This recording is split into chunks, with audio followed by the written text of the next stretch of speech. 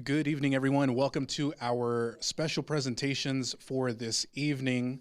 To get us started, we actually have 3 presentations this evening, but to begin, we will go right into our first presentation, which is a recognition of Fire Prevention Week. Each October, Fire Prevention Week reminds us of the importance of fire safety in our homes and our communities. This year's theme, designated by the National Fire Protection Association, is Charge into Fire Safety, Lithium-ion Batteries in Your Home. From phones and laptops to e-bikes and power tools, lithium-ion batteries are part of our daily lives, and using and storing them safely is essential. Joining us this evening to accept this proclamation is Fire Marshal Edgar Gonzalez and the entire fire prevention team. If you could please join me in giving them a warm welcome to the microphone.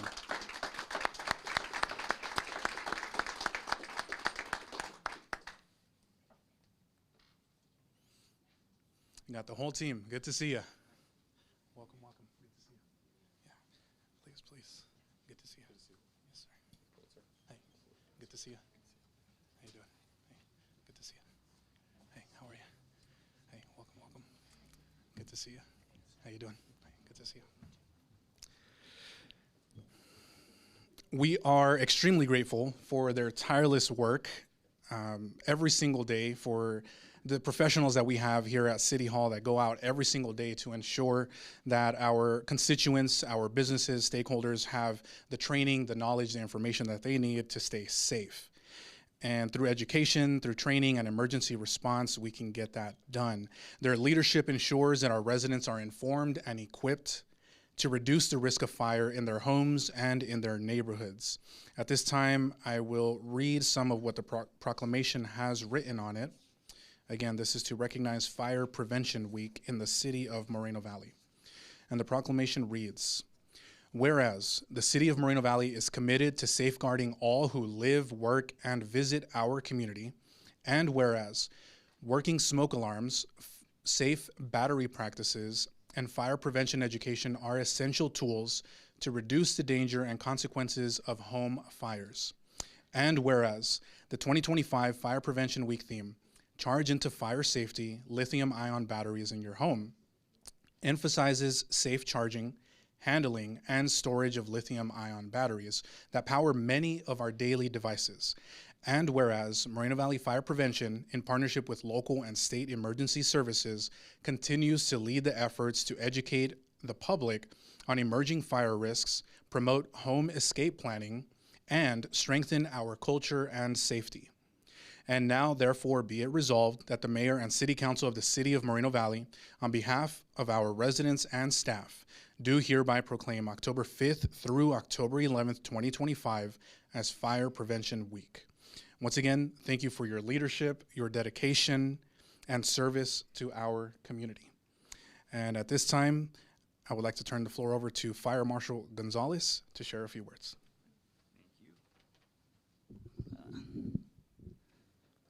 Good evening, Mayor, council members, and residents of the city of Moreno Valley. It's a privilege to stand before you here today to accept this proclamation in honor of Fire Prevention Week. This year, we're excited to spotlight a timely yet vital theme in accordance with the National Fire Protection Association, which is Charge into Fire Safety, Lithium-ion Batteries in Your Home. Lithium-ion batteries power many devices we rely on daily, but they also pose a risk of fire if not properly handled. Here are 3 simple yet powerful steps we can take to stay safe. Step number 1 is choose listed products. When buying battery-operated items, look for safety certifications such as UL, ETL, or CSA. These marks aren't just symbols. They're a promise that the product meets rigorous safety standards. Step number 2 is charge smart. Always use the original charging equipment, follow the manufacturer's guidelines, and avoid charging on soft surfaces. Unplugging devices, once fully charged, can be a small habit that can prevent a big disaster. Last but not least is step number 3. Recycle responsibly. Never throw away lithium-ion batteries directly into the trash. They can ignite and start fires in garbage trucks or recycling facilities. Instead, take them to an approved drop-off facility. Resources like call2recycle.org can make it easy to find a facility near you. By taking these simple steps, we're not only protecting our homes, but our local businesses and strengthening the safety in our entire community. Fire prevention is a year-round commitment, and together we can make a long-lasting impact. Thank you once again for the recognition and your continued support to the City of Moreno Valley Fire Department. I'm wishing everyone a safe and informed Fire Prevention Week. Thank you.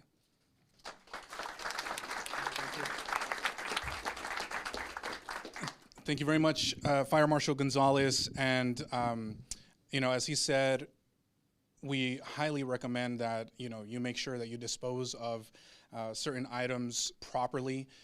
In fact, this Saturday, the city is having a free dump day, so it's not necessarily specific for lithium-ion batteries, but the city does its best to host these type of events to make sure that you're able to dispose of items properly. And so definitely, stay tuned for any future events that we have or other official events around the city to dispose of items like the fire marshal mentioned. So again, we just cannot express our gratitude enough to the entire fire department, all of the troops that work within the department for the sacrifices that you make every single day to keep us safe, to protect and serve our constituents. And with that, I think we're ready for a group picture with my colleagues. Thank you so much.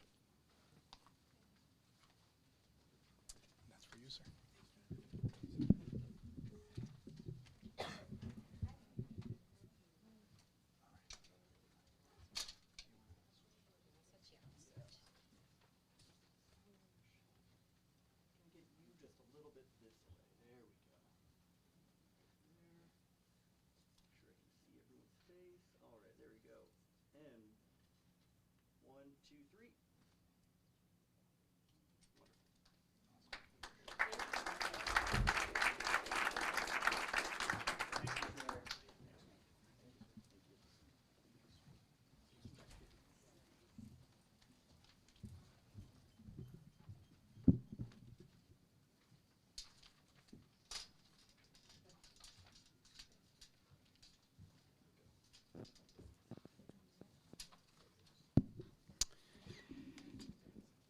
Good evening, everyone. Tonight I have the privilege of recognizing Public Power Week 2025. This event reflects Moreno Valley Utilities' powered by purpose spirit, a spirit grounded in the people it serves. Public Power Week is our opportunity to honor the vital role locally managed utilities play in our community. Public power provides safe, reliable, and affordable electricity. It sustains our city's daily life, strengthens the local economy, and supports civic engagement. At this time, I'd like to invite representatives from Moreno Valley Utility, Jason and Lisa Bowers, and your team to join me on stage.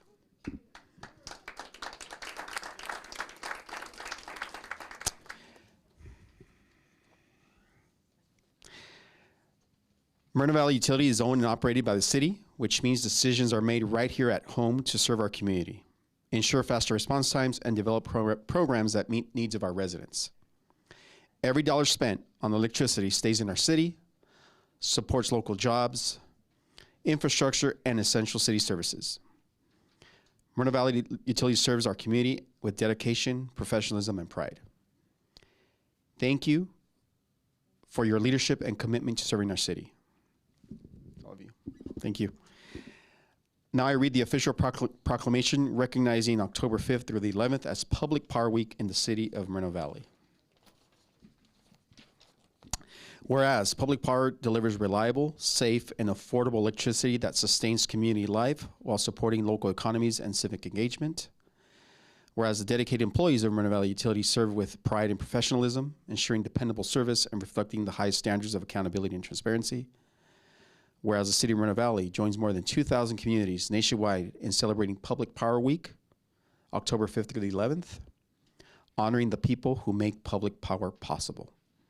Now therefore be it proclaimed that the mayor and the city council and the city of Moreno Valley, on behalf of its resident staff, do hereby recognize the week of October 5th through the 11th as Public Power Week. Once again, we thank Moreno Valley Utility for their leadership, innovation, and tireless efforts to serve our residents. Jason, we'd like to share a few words. Yes, please. On behalf of Moreno Valley Utility, I'd like to thank the City Council for this proclamation and the recognizing the importance of Public Power Week. As a community-owned utility, we take pride in providing safe, reliable, and affordable electric service to our residents and businesses.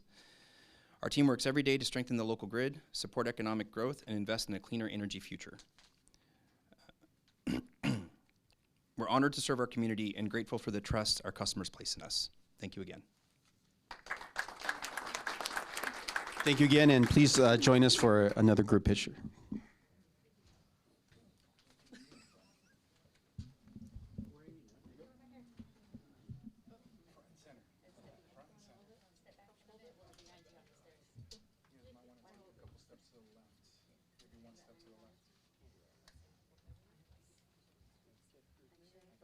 Three gentlemen up top, this direction, Jeff. Good. Good. And then just a bit. There we go. All right, and 1, 2, 3. There we go.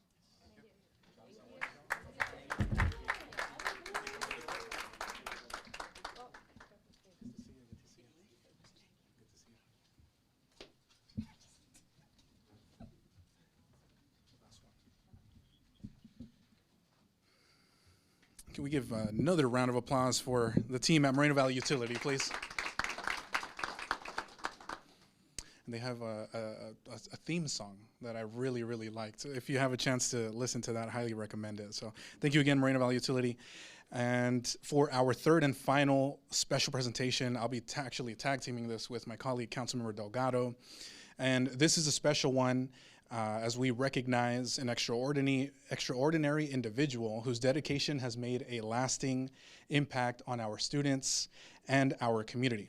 Ms. Karina Leon, the founder of the Student of the Month Breakfast Program. Karina, thank you for being here tonight. Would you please join us here at the mic, and if we could give her a big round of applause, please.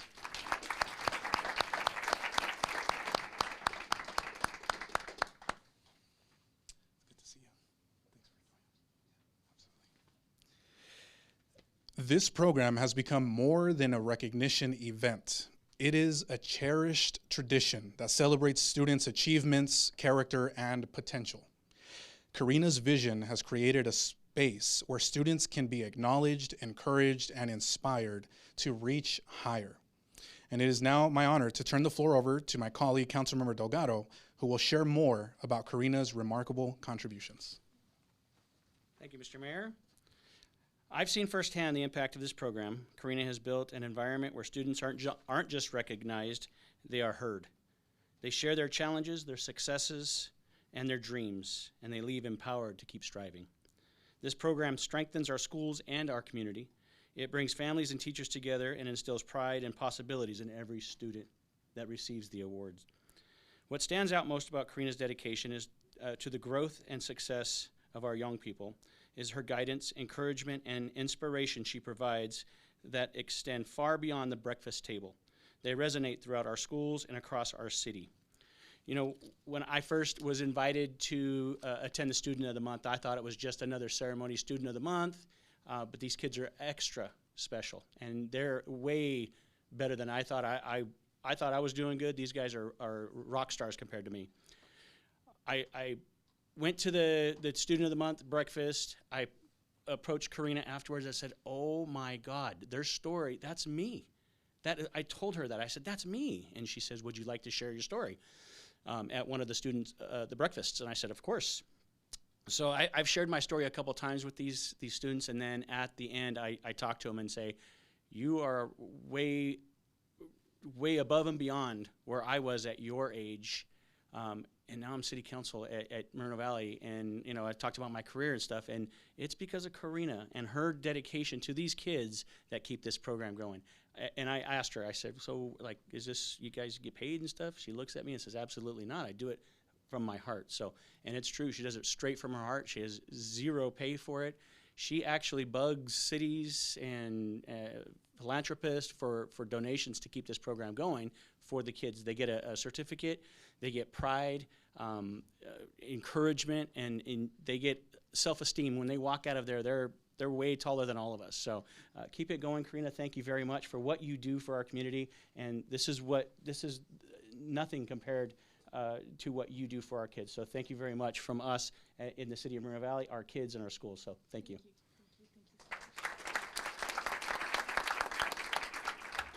Thank you, Councilmember. In just a second, we will hear from Karina herself, but also just want to once again thank Karina for the work that she does. And I still remember about 8 years ago when I first got on the council, when the Student of the Month was at Sizzler over here off of Sunnymead Boulevard.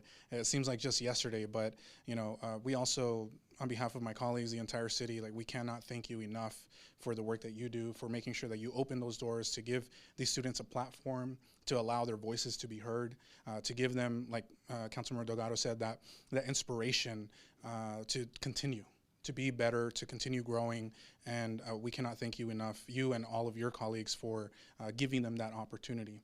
And so with that said, I would love to turn the floor over to you to share a few words with us, please. Thank you very much, City of Moreno Valley, City Council, and Mayor. This program is a program that recognizes students for overcoming difficult life challenges and still managing to do well in school. This means the students otherwise would not receive recognition despite their challenges at home. We deal with homelessness, we deal with kids who are the parent in the home. We also deal with children that are facing terrible illnesses such as cancer. And the stories are tough. These kids manage to show up to school every day. Maybe their GPA is not a 4.5 GPA, but they're really trying hard. And this program really gives them the acknowledgement of what they're going through, their resiliency, and the power to come back and give back to the community here in the City of Moreno Valley. So I thank you once again. My vision is to continue this program for as long as I live, and I would like to grow this program throughout Riverside County. Currently, we are working with 6 different school districts. So if you have the passion for kids, I invite you to start as well. Thank you so much again, and I appreciate the acknowledgement on behalf of all of our committee members, which we all are volunteers. Thank you.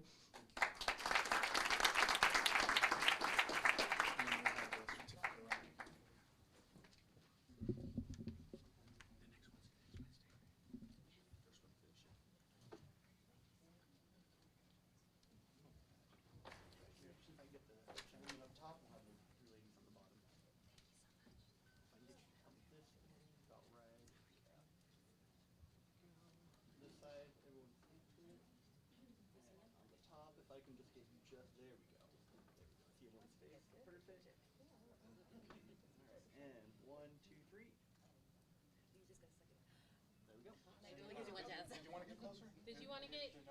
You can. Are you sure? Oh, we'll get you it. Okay, awesome. Good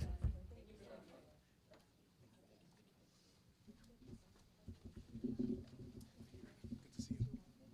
No, she's busy. Good to see you. If we could give one more big round of applause for Karina and the Student of the Month program, please. And that will conclude our special presentations for this evening, but we will return in approximately 8 minutes to begin our regular council meeting. Thank you all so much for joining us for special presentations, and we hope to see you at our next meeting. Thank you.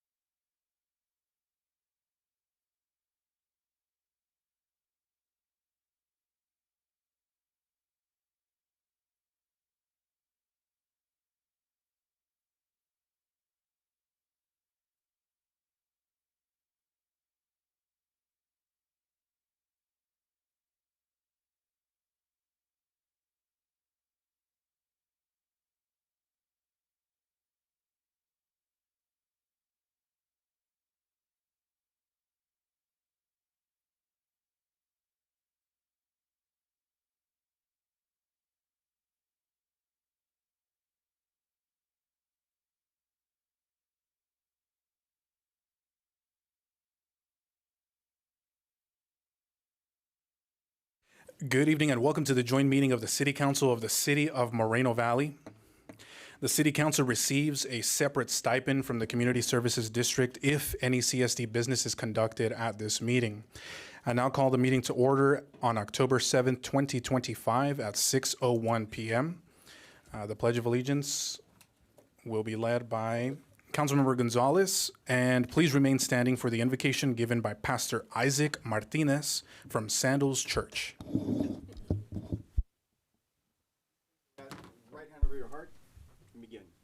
I pledge allegiance to the flag of the United States of America and to the republic for which it stands, one nation, under God, indivisible, with liberty and justice for all. Good evening, Pastor. Welcome. Thank you. If you're willing and able, would you close your eyes and bow your head as we pray? Heavenly Father, we thank you for this day. Thank you for the opportunity to come together as leaders in our city. Thank you for the opportunity we get to serve the people of this city that you love so much. God, today we pray for wisdom and guidance, and everything that we talk about today that is discussed, every decision that is made here tonight may be guided by you. And I pray that you bless each leader with clarity, compassion, integrity, and God, that our diversity may be a strength instead of a division. God, thank you for this city and thank you for every person in this room. May you give us guidance, peace, understanding, and strength and cooperation in the name of Jesus. Amen.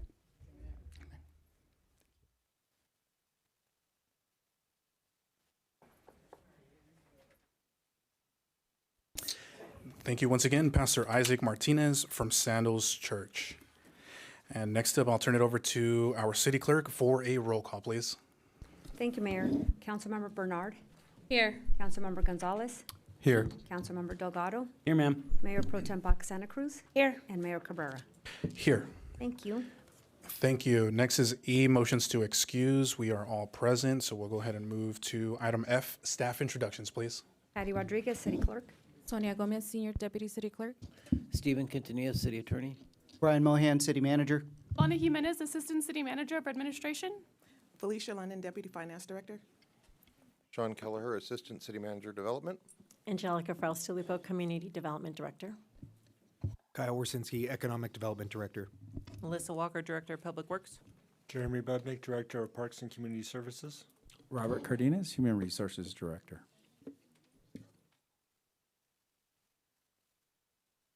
Excuse me, Jesse Park, Fire Chief. Sarah Mack, Chief of Police. Thank you very much, team. It's always a pleasure to be here in the chamber with you. Next up is item G, approval of order of agenda, and I'll look to my colleagues to see if there are any requests. Okay, seeing none, we can entertain a motion and a second to approve the order of the agenda. So moved. I'll second. There's a motion and a second. Please call for the vote. Thank you. Councilmember Bernard, Yes. Councilmember Gonzalez, Yes. Councilmember Delgado, Yes. Mayor Pro Tem Santa Cruz, Yes. and Mayor Cabrera. Yes. Thank you. Thank you. That motion carries. Next is item H, public comments on matters that are not on the agenda. The city now offers language translation services through a free app called Wordly. The app automatically translates a variety of languages into English and vice versa. To use this service, please scan the QR code at the speaker's sign-up table. For the visually impaired, please use your earphones or earbuds to listen to the verbal translation. If you do not have any such listening devices, please let the city clerk know, and we will gladly let you borrow some for this meeting. La ciudad ahora ofrece servicios de traducción de idiomas a través de una aplicación gratuita llamada Wordly. Si gustan usar este servicio, avísenle por favor a la secretaria y entregue una tarjeta para hablar.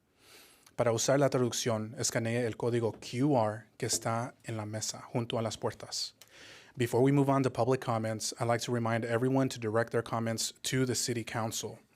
For comments that are on tonight's agenda, each speaker will have a total of 3 minutes to comment. Madam Clerk, do we have any requests to speak on non-agenda items? We do, Mayor. The first three speakers are Denise Indermule, followed by Lindsay Robinson, followed by Jennifer Cordova.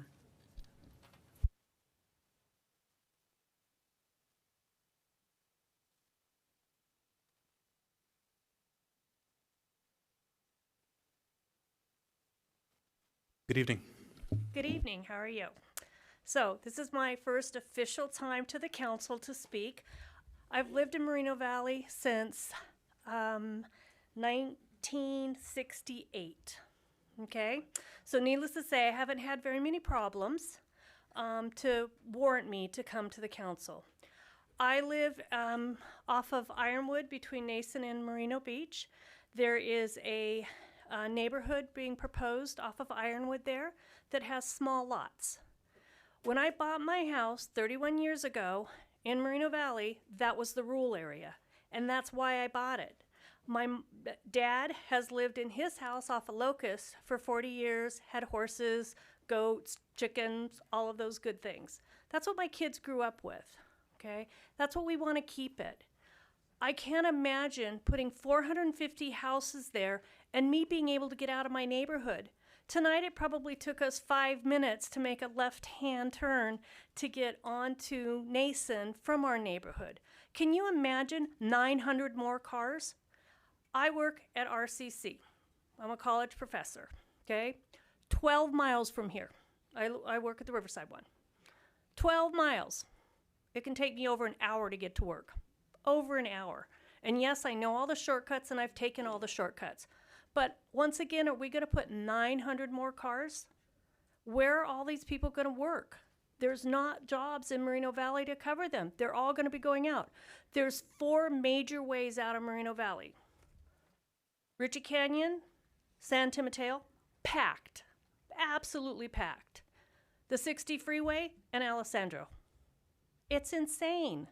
So before you approve this, please look at the infrastructure. Please look at what that part of Moreno Valley was supposed to be. Rural, half-acre lots. We're all game for half-acre lots. Absolutely. We'd love them. More horse property. Okay, we've got our horse area out there. Please, please don't pass this. Thank you. The next three speakers are Lindsay Robinson, followed by Jennifer Cordova, followed by Christopher Baca. Good evening, council, staff, and residents.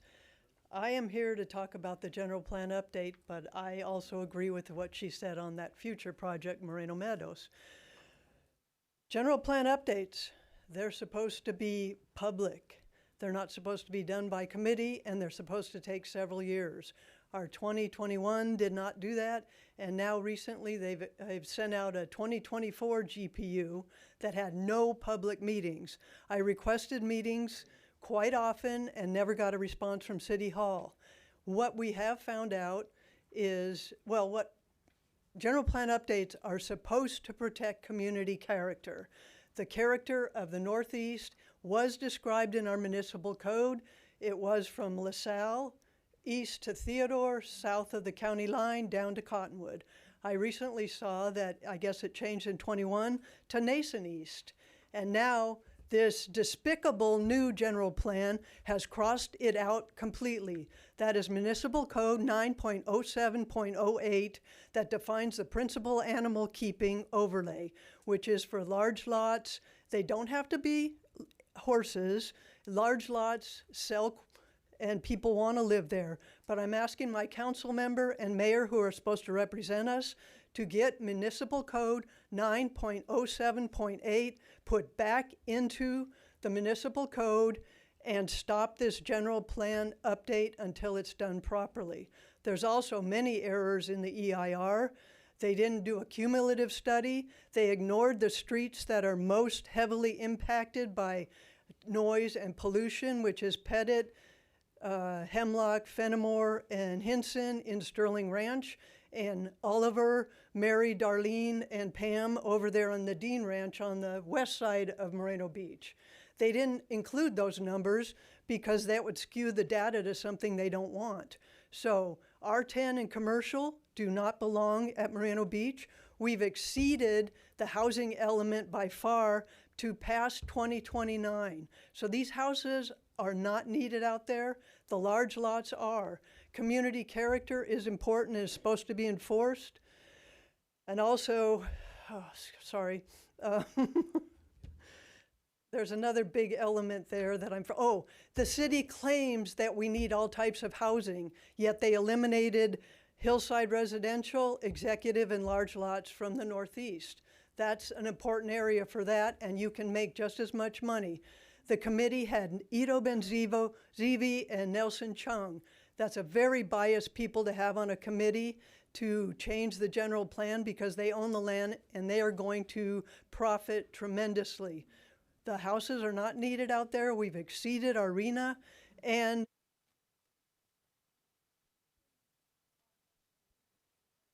Thank you. The next three speakers are Jennifer Cordova, followed by Christopher Baca, followed by Barbara Baxter. Hi, my name is Jennifer Cordova. We bought our house 35 years ago on Darlene Drive, so we're just south of Ironwood, right off of Oliver.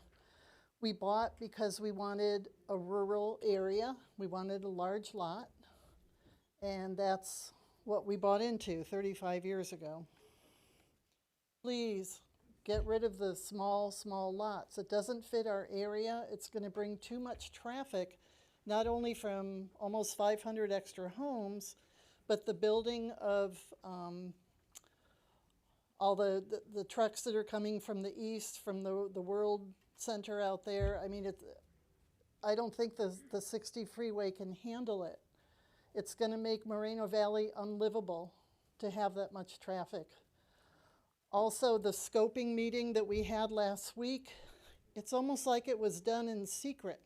None of us who are literally across the street from Ironwood, none of us were notified. We only found out because somebody painted a handmade sign and put it on the gated fence there. So what's up with that? You need to have community input.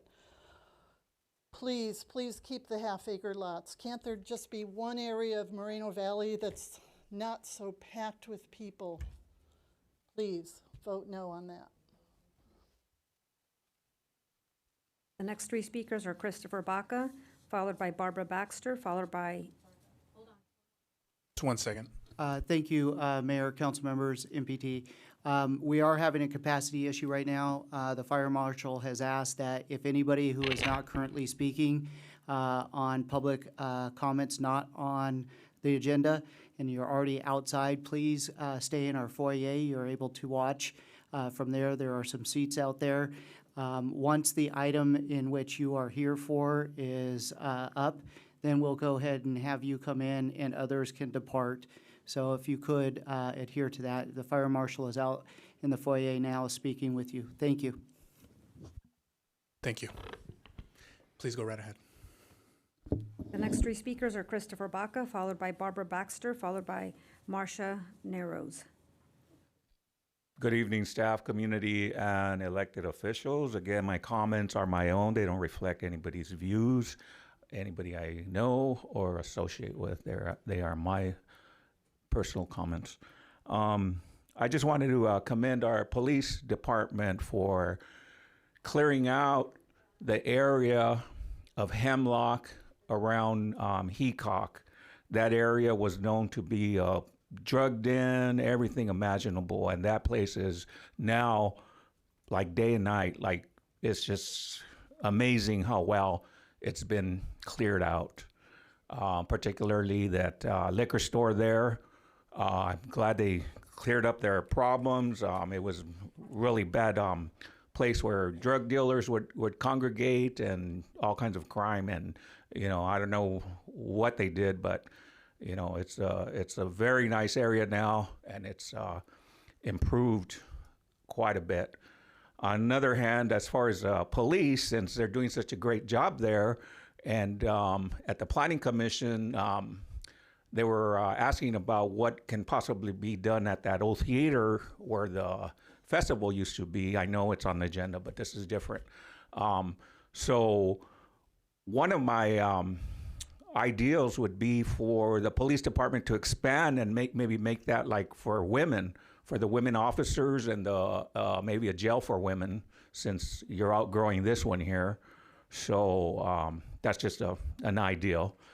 But anyhow, as far as that area is concerned, it's an improvement, and I've seen a lot of areas throughout the city that have improved quite a bit. I don't know if it's because of our political climate, but regardless, I think our city is doing very well as far as crime is concerned. So kudos to that. And as far as what Lindsay was talking about in the previous one, that's pretty sad and pathetic that you would have Ben-Zevi on something such as a general plan. You know, we all know, and you guys need to wake up. The guy's a con artist. The next three speakers are Barbara Baxter, followed by Marcia Narrows, followed by Bob Palomares. Board person. Thank you. Hi, my name is Barbara Baxter. I'm not Barbara Bailey. I'm Barbara Baxter. Been here since 1983. Came here with the Air Force. And the city has grown like a weed, and it's changed, and things have changed. Change is good, but not all good things come of change, especially when you're talking about things that impact the quality of life of the citizens of this city, the people who have a right to have the type of lives that they moved here for. Myself, I live on an acre lot on the corner with my 2 horses, my 3 cats, and my dog. And we're very happy with our space. That's why we're here, because we wanted the space. Now, I don't know of any place else in the city. You could probably find that out in your comments at the end, maybe address it, where there's an area where it's designated and put aside for animal keeping. We have alpacas, we have goats, we have pigs, we have chickens, we have horses, you name it. If it's got 4 legs, a hoof, or beaks, we've got it out there. And that's what we love about that area. To impact it with that monstrosity that we saw at that scoping meeting that we had the other night that I didn't know nothing about except for that handmade sign. And I think we should have been made aware of what was going on a little quicker than that. Even when we were there and we were asking questions, I don't know what an EIR is, and I didn't, and apparently they didn't either, because they were trying to address it in several different ways. Didn't come across like they had done a little research. Didn't come across that they'd walked that property. Like I've walked through there, I've ridden my horses through there. That property has a designation that's perfect for it. And changing the general plan to accommodate that monstrosity, and yes, I do call it a monstrosity, because it's a hot mess. It's going through an area that floods. It's going through an area that our beloved donkeys that we love so much. We have a town, our city has a mascot that's a donkey. The beloved donkeys go through there. God forbid we should interfere their migration. So if we want to change the general plan, ask us who live there. If you want that in your backyard, then you should have it put there. Not over where we are, because we're enjoying the country, rural life, dark nights, beautiful skies. And that's why I'm here after 43 years in Moreno Valley, and this is where I'm gonna stay. Got my plot over there at Riverside National. I'm gonna be here for a little bit longer, and I'm gonna enjoy this life. And I hope you think about that general plan. And if you want that in your backyard, you know the same, not in my backyard. So I'm going to say ditto to everything that Lindsay said, and right on. Thank you so much for your attention. Next 3 speakers are Marcia Narrows, followed by Bob Palomares, followed by the IE Informer. Good evening. My name is Marcia Narrog, and I've lived in Moreno Valley since 1977. I was able to purchase a home eventually up in the northeast end of Moreno Valley. I have horses, I have other animals, and I like having some space. I understand that the city wants to remove the PACA overlay, and I strongly object to that, because back in the early days when Moreno Valley was forming, I was instrumental in helping put the PACA together. We really need to have an area in Moreno Valley that has diversity and opportunity for different kinds of lifestyles, to have plants grown in your backyard so you can pick fruit and grow vegetables and have animals and have your fresh eggs is really a nice opportunity for a lot of people to aspire to. We haven't had much development out in the Northeast End, and we've always wanted more half-acre or larger executive style or even just larger lots. We wanted the hillside residential because we have a lot of topography concerns. There's earthquakes, there's floods. I've been living there since there was a 100-year flood down the drainage off Merino Beach, and Merino Beach had about 6 feet of sand in it. I've been there since there were earthquakes at the Casa Loma Fault there along Merino Beach. So there's a reason it should have low density. It's not safe to have high density in our area. The San Jacinto Fault is over another mile or two down the road. The land over there is about 2.5 acre minimums because of the safety hazards with high density and routes to get out of the area if there is a hazard. There's fires, there's quakes, there's floods. I've had flood damage in my own yard, and I'm on a small tributary. We want large lots for a reason, because there are no opportunities elsewhere in Moreno Valley, except maybe up in Box Springs, where you can have this alternative lifestyle. I don't understand why City Council keeps voting us out smaller and smaller spaces where we're allowed to have this animal and large lot overlay. We've tried to keep it in the East End, now we're in the Northeast End. We were trying to have it scattered throughout the city. We've been told that, too bad, so sad, we want high density everywhere. Why are you guys always, and I'm not just saying you here on the city council now, it's the past city council, you're continuously wanting to change the general plan how we don't want to live. I don't know why you won't give us the opportunity to have this alternative and reinforce that. The next three speakers Thank are you. Bob Palomares, followed by the IE Informer, followed by Russell Schaefer. Good evening, Council. As always, I always like to salute our fire and police. They're my heroes, those people.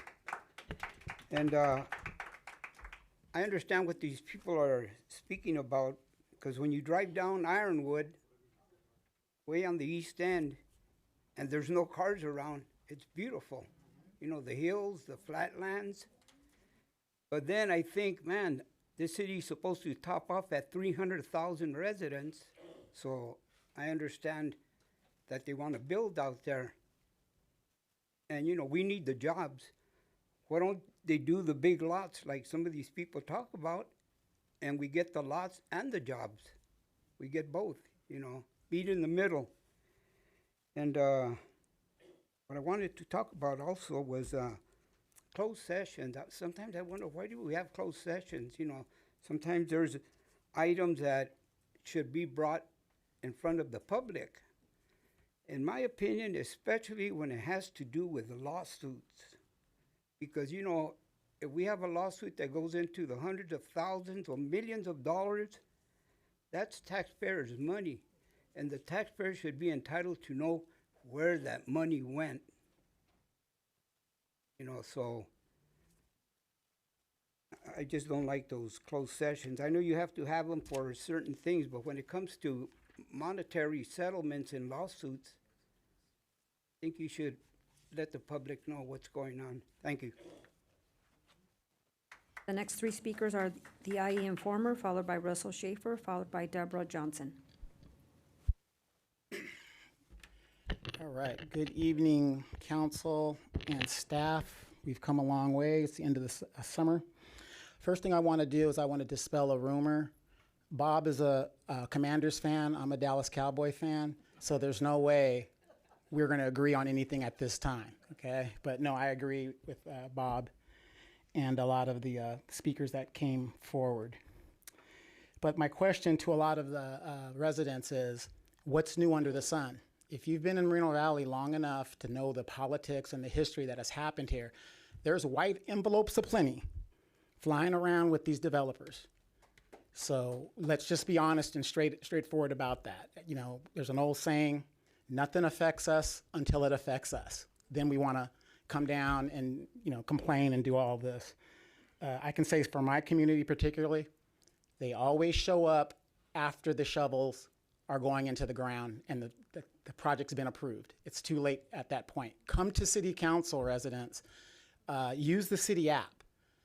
A lot of these people up here and some of the executives here, you can email them using the city app anonymously, and it's going to be in public record. So, you know, there's no excuse why you don't know what's going on in the city. So I just want to put that out there. The animal shelter, we still have a big issue with the animal shelter. I've got a sick cat at home, so I'm not going to be staying all day.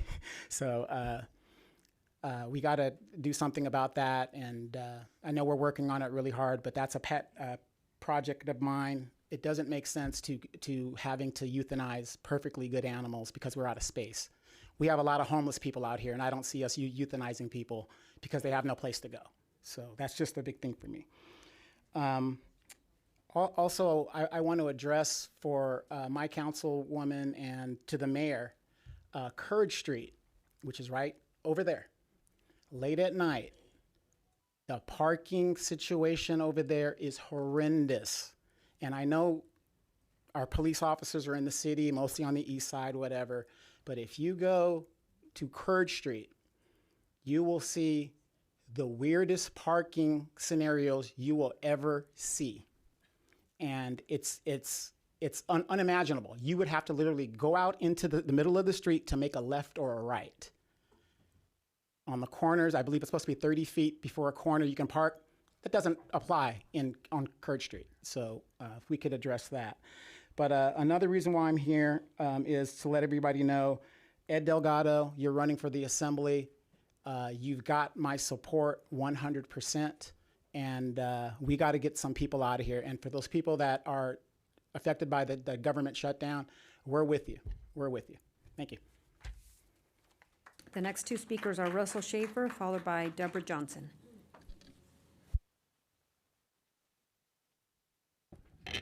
Good evening. Yeah, I'm just up here saying that I'm happy that you guys are having that trunk or treat this year. If anybody wants to go ahead, donate some candy. I'll be volunteering my trunk. So I hope you guys go out there and check it out. And I'm just kind of curious, do you guys know who's running for District 2 this year? I know, Ed, you're leaving for a higher seat. So I'm just kind of wondering who's going for District 2 this year, because we need somebody older that's more responsible and knows what they're doing up there. So, and another thing too is, I want to know why you guys are bringing this thing up on the Planning Commission, because I think the people that you guys have up there right now are doing a great job. They're not missing, except one person missed like 5 or 6. You can look it up because I did. So if you guys want to do that, I mean, I think these people are doing their job right. They're very professional. So you guys think about that. Is it because you're in litigation right now, Cabrera, or what? I mean, look around, man. You be freaking suing residents and stuff like that, and it is what it is, I guess, right? Is that the way you put it? All right, thank you for your time, guys. Thank you. The last speaker is Deborah Johnson.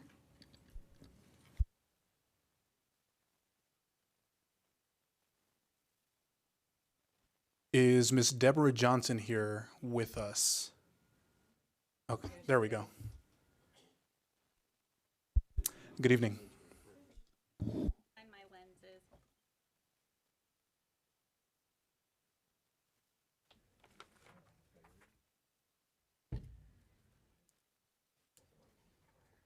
Good evening. My name is Deborah Johnson. I'm speaking on behalf of all the residents east of, I'll say, Cloverdale East, in regards to the proposed development, which I'm going to also ditto the monstrosity that is for the 111 acres out in the east area. I don't know a single resident that is for that. That tells you Like, that's an idea of how we feel about it. We moved there specifically because we enjoy the same lifestyle that you heard by previous people before me. Honestly, I don't know how it makes any sense whatsoever and how it even got proposed or even to this level that it is now. We have no infrastructure whatsoever to support that, nor do the residents want it over there. And it would adversely, and I'm going to say severely, at least my husband is a real estate appraiser and has appraised for 40 years, and he said it would be at minimum $150,000 to $200,000 loss because we have on market value homes, because we live on acre lots or half acre lots or more, and we enjoy that lifestyle. And the second that you bring in 3,000 square foot lots to 7,000 square foot lots, it'll immediately go down. Immediately, because that's like having one person. On my property myself, that would be 13 more cars, at least 13 more people. Most people have 2 cars, so that would double in just the lot that I have. So it doesn't make any sense whatsoever, except for maybe lining some people's pockets. But I graciously propose to you that you are the stewards. We entrust you as citizens, as the stewards of the city, to take care of the city, its streets, sewer, so on, its neighborhoods. And most importantly, we entrust you as leaders of the city to make good decisions and sound decisions. So we ask you graciously to please withdraw that proposal, regardless of the cost, because the cost will be extremely high to residents. Thank you. The next 2 speakers are Roy Bleckert, followed by Luis Palomares.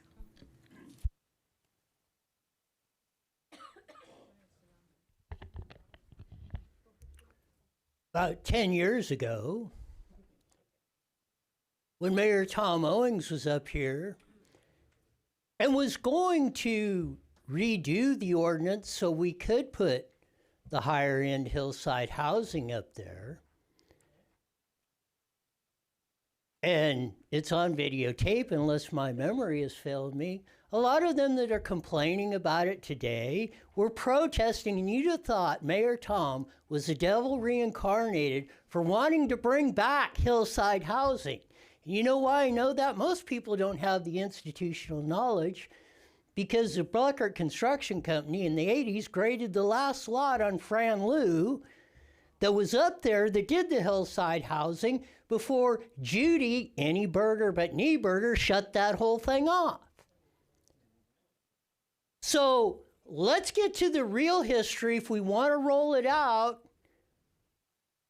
Everybody that comes in and thinks they have the answers or did that, let's roll things as they were.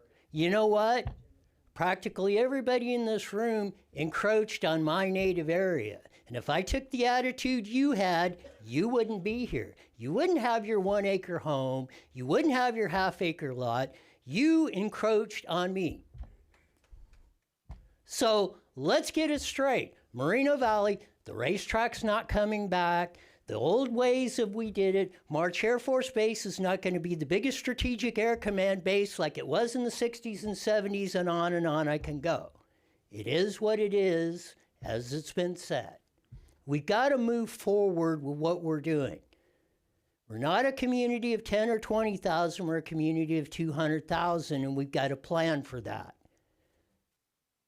As much as I would love to see the clock roll back, it ain't going to happen. So I implore everybody as we move forward, let's work to the solutions that are going to come from everybody, because I'm going to tell you when the last time this came up and when there. Before we started on this general plan, I had discussions with Mayor Tom how we were going to, how we could compromise, how we could keep the big lots and the hillside development and everything out there. And guess what? Finger we got. And now we are here today rerunning the same story. And it's not going to benefit everybody. What you're doing by holding up the general plan as it is, you're stifling this community, you're running off developers, you're actually making the economic conditions worse, and I guarantee you history will prove me right. The next speaker and final speaker is Luis Palomares.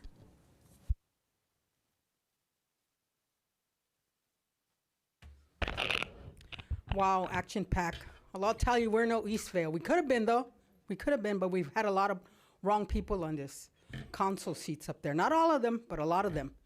Gonzalez, that's your district over. These people are here talking about their lodge lots. Are you going to help them out there? What are you going to do? You're just going to, you know, like usual? Or maybe, okay. Yeah, it's pretty close, though. So anyway, you're right there. I remember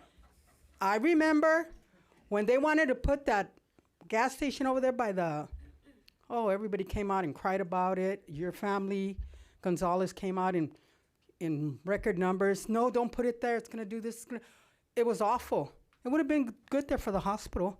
It would have brought a lot of revenue. We have sent so many people away in this community. So much stuff we could have had here. Right, Cabrera? Right, Cabrera? But you know, you only appeased the lackeys that, you know, you got on these boards or the people on your campaign trail. That's, I mean, how far back has the city went since you've been on that seat? What have you really brought us? What? I want to know what. If you brought in something great, I could say, wow, thanks, Cabrera, did something right. You know, how long have you been in the seat? 3 years? A lot of murals everywhere. $70,000, $60,000, $40,000, yada, yada. You send away a big project. I'm still talking about it. Hillwood, that could have been jobs for these carpenters here. They could have still been working in those jobs. They were going to bring us soccer fields, a team post, give us $30 million and put a place out there, a building. That would have been a lot of revenue for our city. You have ran the city backwards. You know, like Roy was talking about 10 years. 10 years later, we're still here. God, even Paris is doing better than us. Every surrounding city's doing better than us. Eastvale, I should have moved there. You know, that's where I should have been 37 years. Maybe there was a bunch of cow dung there, but now it isn't. Wow, it's up and running. And they did the right thing when they designed that city. The forefathers here screwed it up. They didn't make the freeways big enough. They didn't do anything right. They gave the Duda company an arm and a leg. Are we still paying that bill? The mall that never took off running? You know, a lot of bad investment. And it was a lot of people from the past that did this. I know Mrs. Baca, she brought a lot of companies out. I want to honor her today. I hope you close the meeting in her name. She's been gone 4 years yesterday. For all the things in memory of her. She helped bring Solari's, Skechers. She helped bring the other one, Aldi's, Prologis, all of these companies. The gas station over here, all the stuff over here off Day Street, all that corner off Eucalyptus and Day. She helped bring all that stuff. You know, so we're still stuck in the mud. I feel bad for these people. I live up.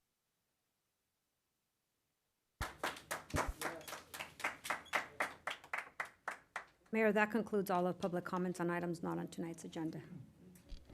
Thank you very much, Madam Clerk, and thank you to all of our public speakers for coming out this evening as well. We will go ahead and move into our next item, which is item I, the joint consent calendars. Before I open the consent calendar for public comment, I will ask my fellow council members if there are any items that they wish to remove from the consent calendar for separate action. Seeing none, we will go ahead and move into public comment. Madam Clerk, do we have any requests to speak on the consent calendar? Mayor? The first three speakers are IE Informer, followed by Christopher Baca, and followed by Roy Bleckert.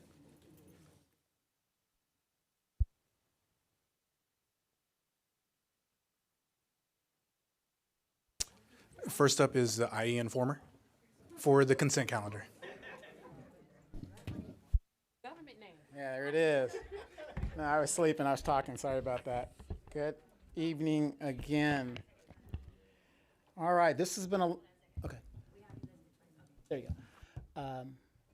This has been a long time coming. A lot of confusion when we started this. The city started in 1984, and this roadway goes back to the late 70s. And I live adjacent to this roadway, and I would call sometimes when there would be fires back there or dumping back there, and I would tell the city, you guys got to come and clean this up. Well, this ain't our road. Well, whose road is it? Well, it ain't ours. Well, it ain't mine. Well, who get the liability? Well, it ain't ours. So now I can understand where some city employees were kind of like pushing me back, saying we don't own a road. Come to find out, neither do residents. And if they did, we would kind of be happy about that. And for you guys to know, a lot of my neighbors that run adjacent to that road, we were kind of looking forward to expanding our properties 5 or 6 feet back if the city did not want to take responsibility for it. So I think this was a long time coming. Big kudos to the staff that worked on this. I can tell you guys, again, for the people at home, if there's an issue in your neighborhood, in your community, and you don't know where to go, use that city app. Every one of these people up here have an email and a contact number where you can talk to them directly and get the thing on the agenda. It's going to take a little minute. You got to have a little patience, but the staff back and forth. We got the thing done, and she was right on it. So big kudos to the staff for staying on top of it, because it was confusing for everybody involved. And so now the city, hopefully, I'm really, really hoping you guys use basic common sense and vote the approval for the city to take the responsibility for this road, because there are telephone poles back there, so it's a public type use area, and I think the city, should do the right thing, even though it wasn't in the plans and we looked everywhere and we did that. But again, thank you guys for the due diligence. But I'm going to tell my fellow neighbors and residents, that city app does wonders when you want stuff done in your community. If there's dumping in your area, whatever, you just go to that app, knock it out. That stuff is removed within 30 hours. Graffiti, removed it within 24 hours. There's no excuse for your neighborhoods to look like the hood. There's no excuse. I live in Edgemont. Not saying Edgemont's a bad area, it's just an older area. It's just an older area. And there's no excuse for it to look a certain way. And Edgemont doesn't look like it did of the Edgemont of the 90s. It really doesn't, because people are using those apps. So thank you guys again. Please vote on this thing the proper way. I'd really appreciate it. Thank you for plugging that app. I also want to mention we have a street sweeping app as well that's dedicated specifically for street sweeping as well. The next two speakers are Christopher Baca, followed by Roy Blecker. Good evening again. My comments, again, are my own and don't reflect anybody else's views. I-6 would be traffic control for a religious entity. I'm a staunch supporter of the separation of church and state. And don't get me wrong, I'm all for this. I love La Virgen de San Juan de los Lagos, St. Christopher, so forth. I'm Catholic, don't get me wrong. But in this day and age, with all this fake Christian stuff going around and so forth, I'm a staunch in opposition of having our government infiltrated by religious things. You got to understand that if you give this to an entity, the next entity may be the big spaghetti god of space or something, and you must allow them equal access of what you're giving here. So don't get me wrong, I'm all for it, but we need to really separate it and keep it, at bay. I don't stand for the invocation, because I don't believe government should be mixed with religion, because you got to understand, it's not, we may be Christian, but you got to allow for other religions, whichever they may be, and it could be the Church of Satan. So now on I-9, as far as motorcycles are concerned, I would suggest, we get some e-bikes and really tackle the problem with the schools and the traffic and the bike lanes. I think that would be better. You know, I'm not against it. I'm just saying in the future, you know, we really need to expand maybe have a e-bike program for your police department. Thank you. The next speaker is Roy Blecker.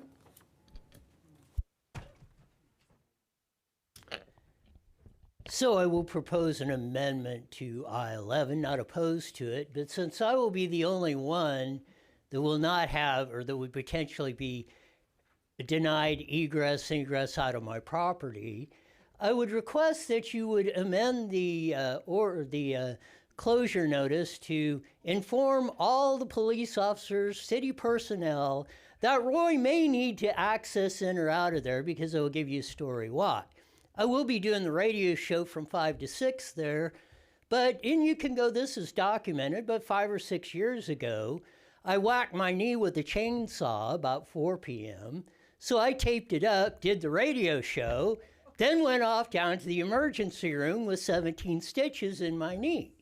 So there is a possibility that I might need to get in and out of there at some time. So if you would just amend the ordinance to inform everybody, because as they say in the military, somebody always fails to get the message, that I will be allowed to get in or out of my property on that between 5 and 7. If we could do that, I would be forever grateful to y'all.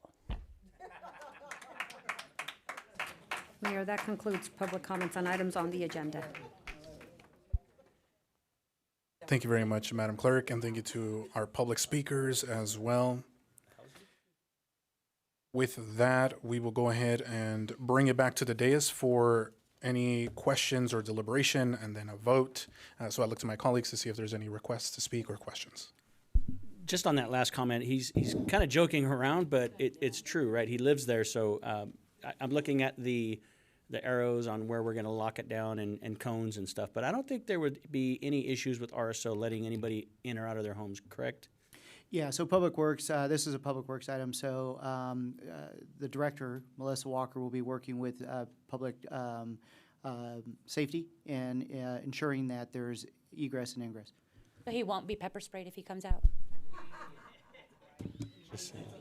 Thank you. That's all I have, Mr. Mayor. Thank you. Are there any further questions or comments from the dais? If not, we can. I just have one. I reviewed I-8. I hope the artist is here. Their sculpture, which would be the first of its kind to have a sculpture at the demonstration garden. It's a creation and installation called Silly Sunflower Sculpture. I'm very excited to have this, especially in our community garden, and the artist renditions that are just beautiful. So I'm excited that we are expanding it outside of murals, because I heard you over there, Luis, murals. We're expanding outside of murals, and we are doing some sculpture work, and so this is some of the expansion that we had talked about, so I'm very happy to see that on here. Thank you. Thank you. I motion to approve the consent calendar. Second. There's a motion and a second to approve the consent calendar. Madam Clerk, please call for the vote. Councilmember Bernard? Yes. Councilmember Gonzalez? Yes. Councilmember Delgado? Yes. Mayor Pro Tem Baca Santa Cruz? Yes. And Mayor Cabrera? Yes. Thank you. Thank you. That motion carries unanimously as well. We'll go ahead and move into public hearings. Item J. Questions or comments from the public on a public hearing matter are limited to 3 minutes per individual and must pertain to the subject under consideration. Those wishing to testify should complete and submit a goldenrod speaker slip to the city clerk's staff. We have one item for public hearings. That's J1, the Moreno Valley Business Park Building 5, consisting of specific plan amendment, general plan amendment, and plot plan and related CEQA analysis. And first, we will turn it over to Community Development for a staff report. Great, thank you. Good evening, Honorable Mayor and members of the City Council. For the benefit of the community, I am Angelica Frausto-Libo, Community Development Director. The item before you includes requests for a general plan amendment, specific plan amendment, and plot plan.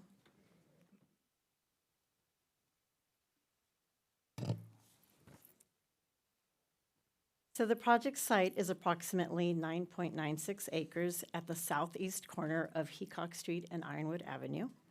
The proposed project is a 220,390 square foot light industrial building.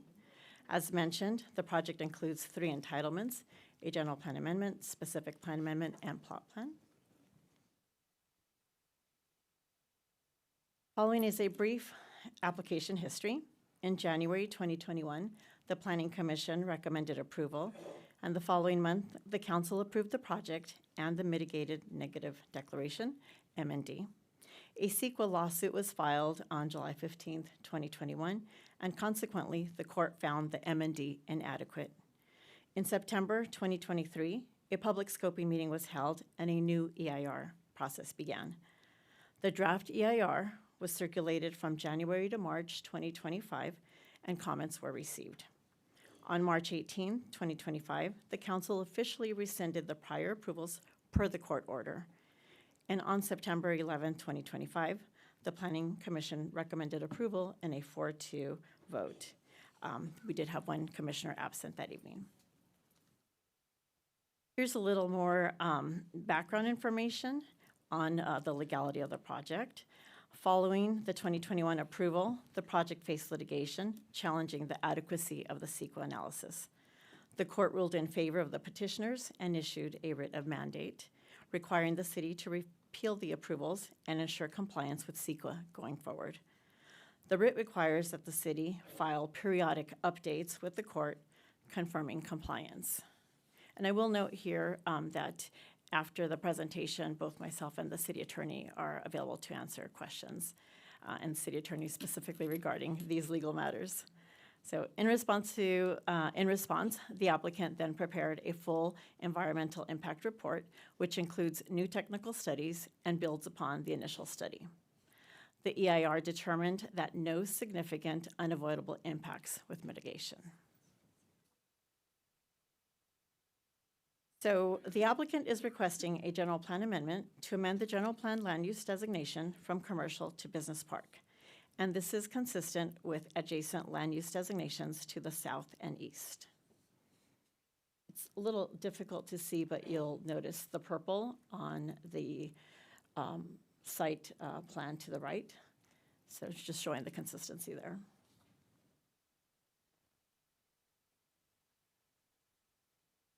And additionally, a specific plan amendment is requested to change the specific plan zoning classification from retail commercial to mixed use, again consistent with the adjacent parcels to the south and east of the project site.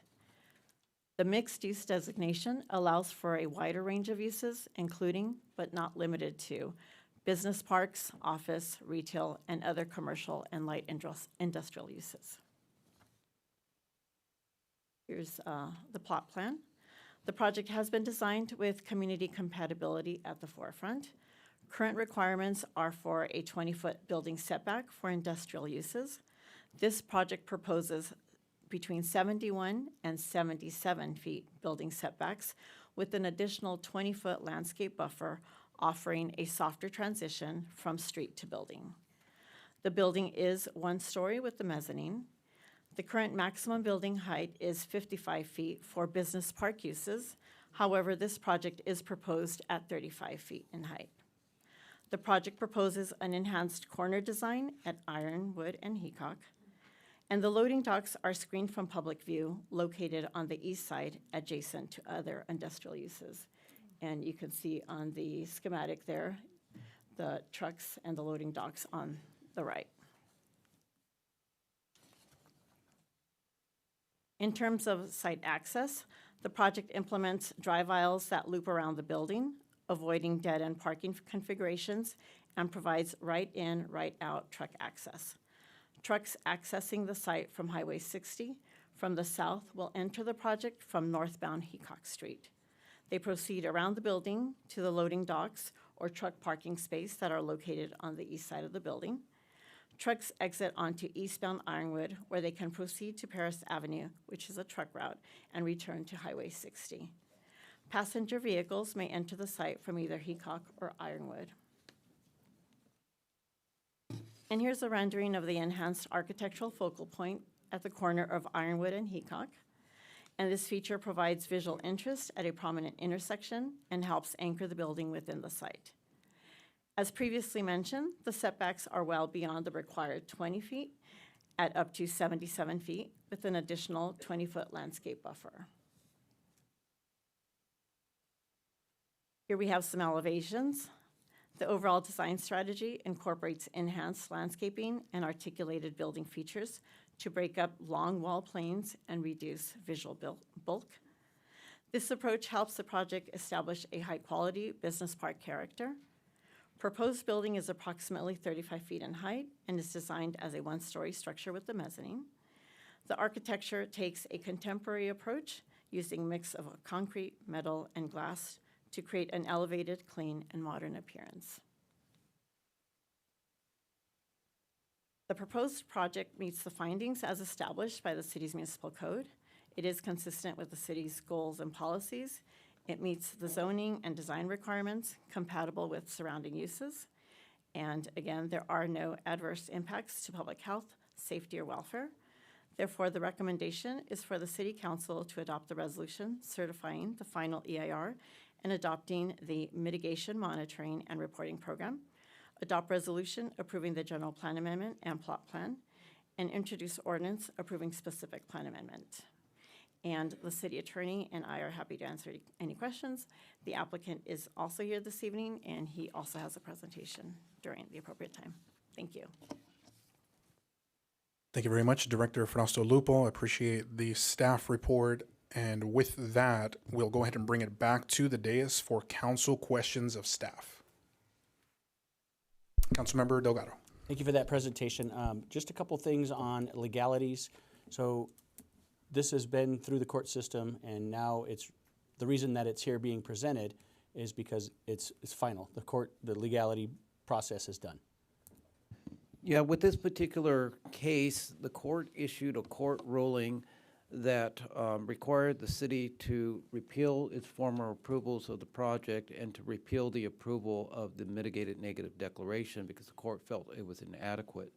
But the court also anticipated that the developer would bring back the project, either the same project or a slightly different project, with the requirement that we do more extensive review under CEQA, which the next step and the final step would be an environmental impact report, which was prepared and what's being presented to the council for certification.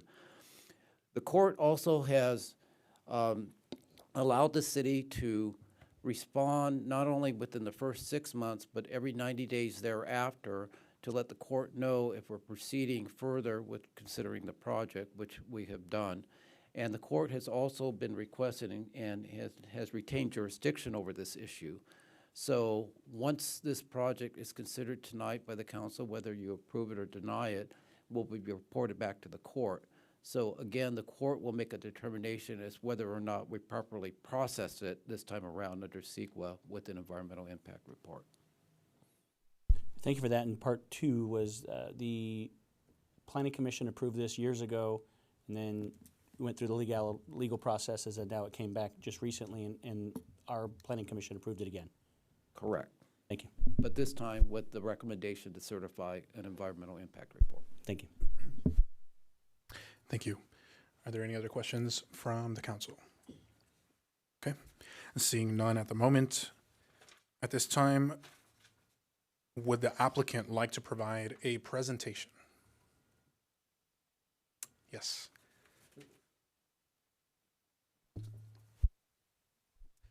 Good evening. Mayor, council members, pleasure to be here. My name is Ryan Martin. I'm with Lido Capital Group. We're the master developer for the district. Let's see, let me get this thing started. Okay, perfect. We'll give it just a second.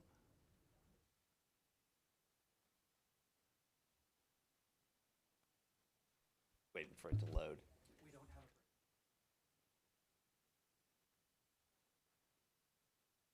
You never got the presentation?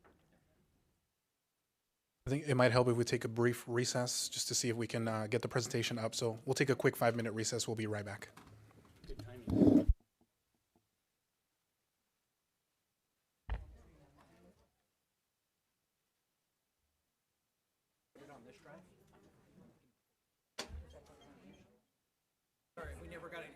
No, you didn't get it. Yeah, I sent it, but you obviously didn't.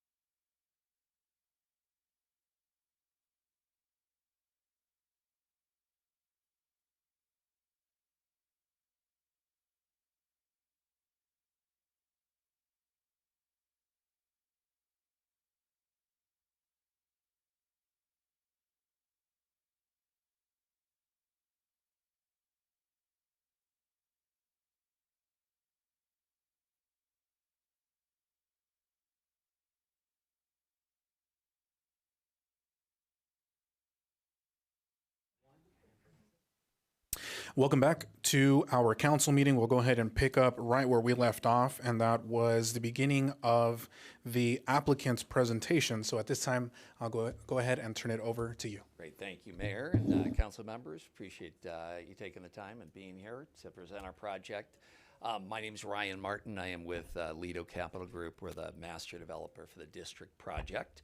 I thought it would be beneficial, obviously talking about the project that we have at hand, but just kind of take a step back to 2018 when we were going through this originally. And one clarification on the building, it was referenced that the building height is 35 feet. I think it's closer to 39. At any rate, this is a picture back, I think this is 2019, 2020. You can see we had, a lot of vacant land. You've got the city's detention pond and quite a bit of acreage, roughly 35 to 40 acres of vacant land. At the time that we were looking at this property and going through the specific plan amendment, there were upwards of 30 to 35 homeless people living, on the property. Everybody knows kind of the history of the festival, but it opened in 1990 with a lot of fanfare. You had the home base, you had the Edwards Six Cinema, had the KFC, had the IHOP, had an Arby's, Red Lobster, a few other things. Unfortunately, in a short span, probably 7-8 years, the project started to fall on hard times. Some of that was in relation to the opening of the Moreno Valley Mall. It was also the Moreno Beach project, and then there were a number of other retail projects that opened in the area. Ultimately, what happened though, home base went out of business, followed by the Edwards Six Cinema. You had tenants go into the old home base, like this phone products company, weren't fully utilizing the space. Obviously, not a real retailer, and so the property fell on hard times. It spent the better part of 2 decades in a very distressed and dilapidated state. This is a picture of the old Arby's building. Here's a picture of the old Red Lobster building, which ultimately became a nightclub for a short period of time, but also boarded up. Here is the old Yoshinoya. Fortunately, the Yoshinoya made it through, but you can see it kind of look like a relic of the past. And this sadly was the condition of a lot of the interior of the buildings. You had the copper thieves and the homeless that would just go in and ravage the interior of the building. So it was a very challenging situation when we first started looking at it. You had very old signage. I think one of the challenges that the festival always had was that it was dated the day that it was completed. You had a lot of ornamental features, things of that nature, and it just dated the property, unfortunately. Here's a shot of what became the 7-Eleven site, but again, just an older building built in the 1970s, long ago, and another shot of kind of the old-time signage that we had. This is the subject parcel, getting back to the homeless. This was, kind of on a frequent basis before we acquired the property, but you continue to have, massive amounts of homeless trash and debris, which was obviously pretty challenging.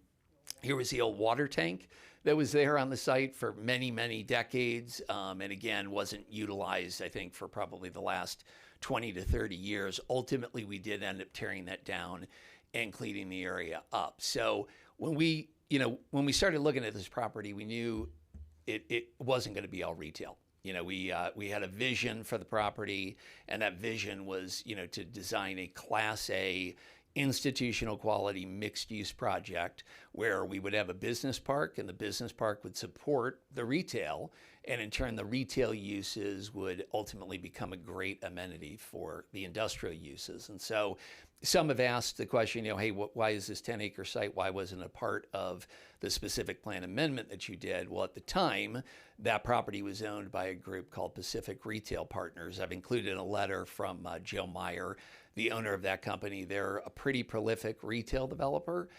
They do all of the Super Walmarts. They own the Super Walmart at Moreno Beach as well. They had owned it for several years, didn't want to go through the process with us at the time. But then ultimately, as we were continuing on with our development and having some success, they realized that the subject parcel was just not a retail location.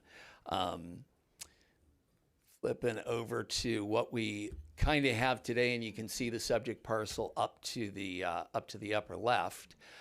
One thing I can tell you is ultimately the business park is what drove the redevelopment of the entire project. I can say with 100% certainty, we wouldn't have landed Floor and Decor. No way we would have gotten Sprouts. Wood Spring Suites wouldn't have gone there with all of the homeless, with all of the vacant land. And so, you know, it's not oftentimes that the vision plays out exactly the way that you wanted it to. And I will say, if somebody told us that we could have landed Floor and Decor and Sprouts and all of these great tenants before we even started the project, I would have been doing cartwheels, and I'm not very good at cartwheels. But nonetheless, it's been a pretty remarkable turnaround in the last, you know, really 4 to 5 years to see what it's become. It really is a Class A project. I will say, the vision that we had for it as well, we wanted it to, one, stand the test of time, because we were really concerned the project had failed once before. It had spent 2 decades in a dilapidated state, and then we wanted the architecture to be timeless. So think about, you know, the design of the buildings, whether or not it's the business park or the retail that we've designed, it will look good, and you won't know when it was originally developed 20 years from now. So it's not dated. Think about when you go to a football game, something like that, and you see the architecture on a campus, right? You don't know whether those buildings were built in 1920 or they were just recently built. And so that's really what we were trying to do, design something that was timeless and could stand the test of time, as I said. So jumping over to the subject parcel, again, this is the letter from Joe Meyer, just talking about the fact that letter of support, but simply speaking to the fact that it is not a retail location. And frankly, again, we do retail. If it was a retail location, we would be looking at it. And so, you know, why is it not a retail location? You know, the biggest thing is really it's just not a prominent corner. You're sitting on a site that is across from what is, unfortunately, the Ironwood Plaza. No offense to it, but it's an underperforming center. You've got a massive SCE substation across the street on the north side of Ironwood.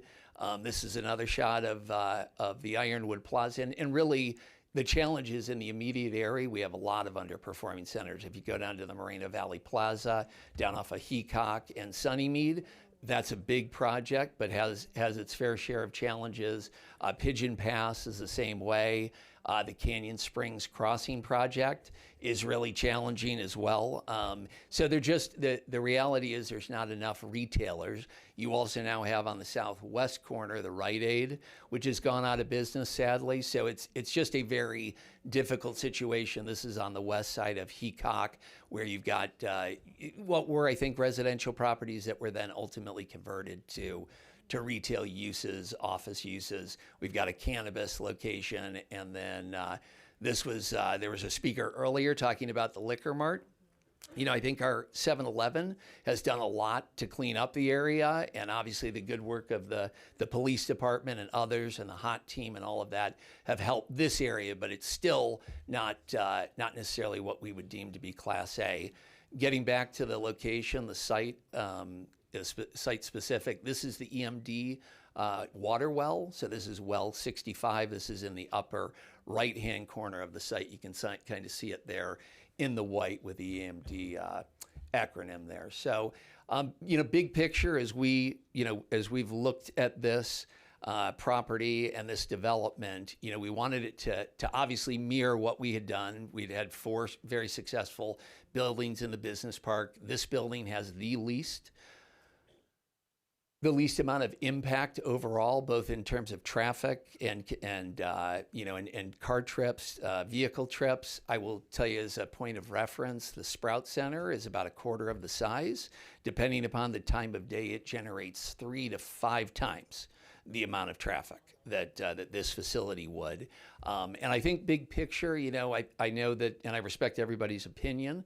I know when we were coming through this process early, like in 2018, there were a number of residents that voiced a concern about trucks and truck traffic. The reality is, you know, we don't see many trucks out there. People may say I'm a little bit biased, but I'm out there at least once a week, spend 3 or 4 hours, and I would argue that I'm lucky if I see 1 or 2 trucks in that span of time. Doesn't mean there aren't trucks that come maybe a little bit earlier in the morning, but the reality is these are not buildings that have truck intensive uses. And on top of it, they're all great local companies, that took space in these buildings. And it really has played out the way that we had envisioned. It's very unique for a business park tenant to actually be able to walk to lunch, to be able to walk to get coffee.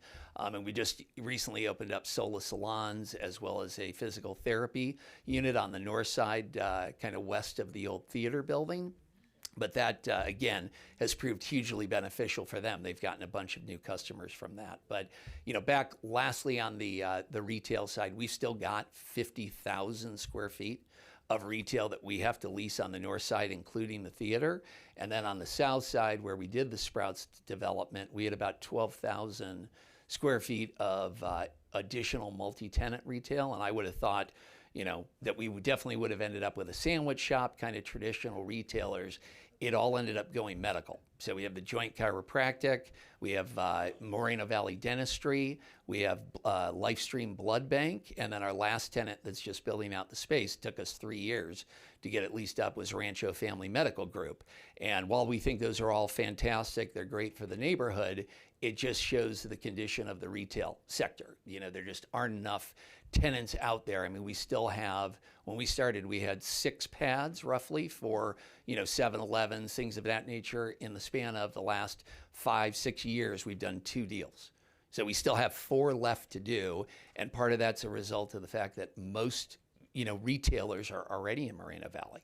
And so it's very, very difficult. They do what's called a void analysis, and whether it's 3 miles, 5 miles, 7 miles, whatever it is, if they've got another store within that same radius, they are not going to cannibalize one of their locations. So it's incredibly difficult in the retail sector right now. So it points to all of the reasons why, again, this lends itself to being the perfect, light industrial business park building, and kind of building 5 of our projects. So I guess to wrap it up, we just want to see this through. We think this is really the last piece of the puzzle, as you can see right there, is it with building 5. So it fits perfectly. It's been great for the community. It will continue to help us kind of gentrify and bring new high quality tenants to the project.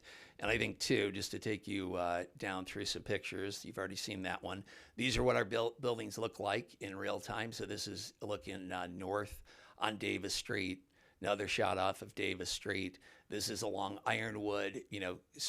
Some groups were a little bit concerned about how that would look, but when the landscaping matures, it all starts to look really good. I know the comment was made too earlier. We did do a lot of community outreach, both in 2021, even though we had COVID, and then recently talking to them about the setbacks. We did more than double the setbacks as well. We oriented the buildings so that the office, faced the more prominent quarter there at Heacock and Ironwood.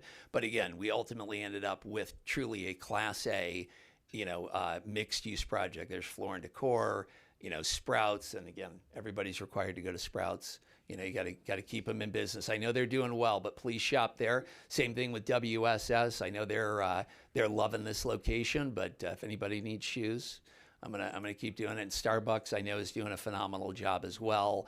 Yoshinoya, I know certain people that love Yoshinoya. I'm not gonna name names, but you can see we completely refurbished the Yoshinoya, and then there's the Wood Spring Suites. Again, really just a great bookend to the project on the north side up against the freeway.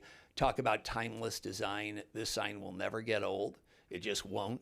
In terms of 20 years from now, it's still going to be a great looking sign and look contemporary. Here's the new 7-Eleven, the grand opening, another shot of our 7-Eleven, and then last but not least, the new Quick Quack, which will be opening here soon. So that's all I have. I guess I'll leave it for questions.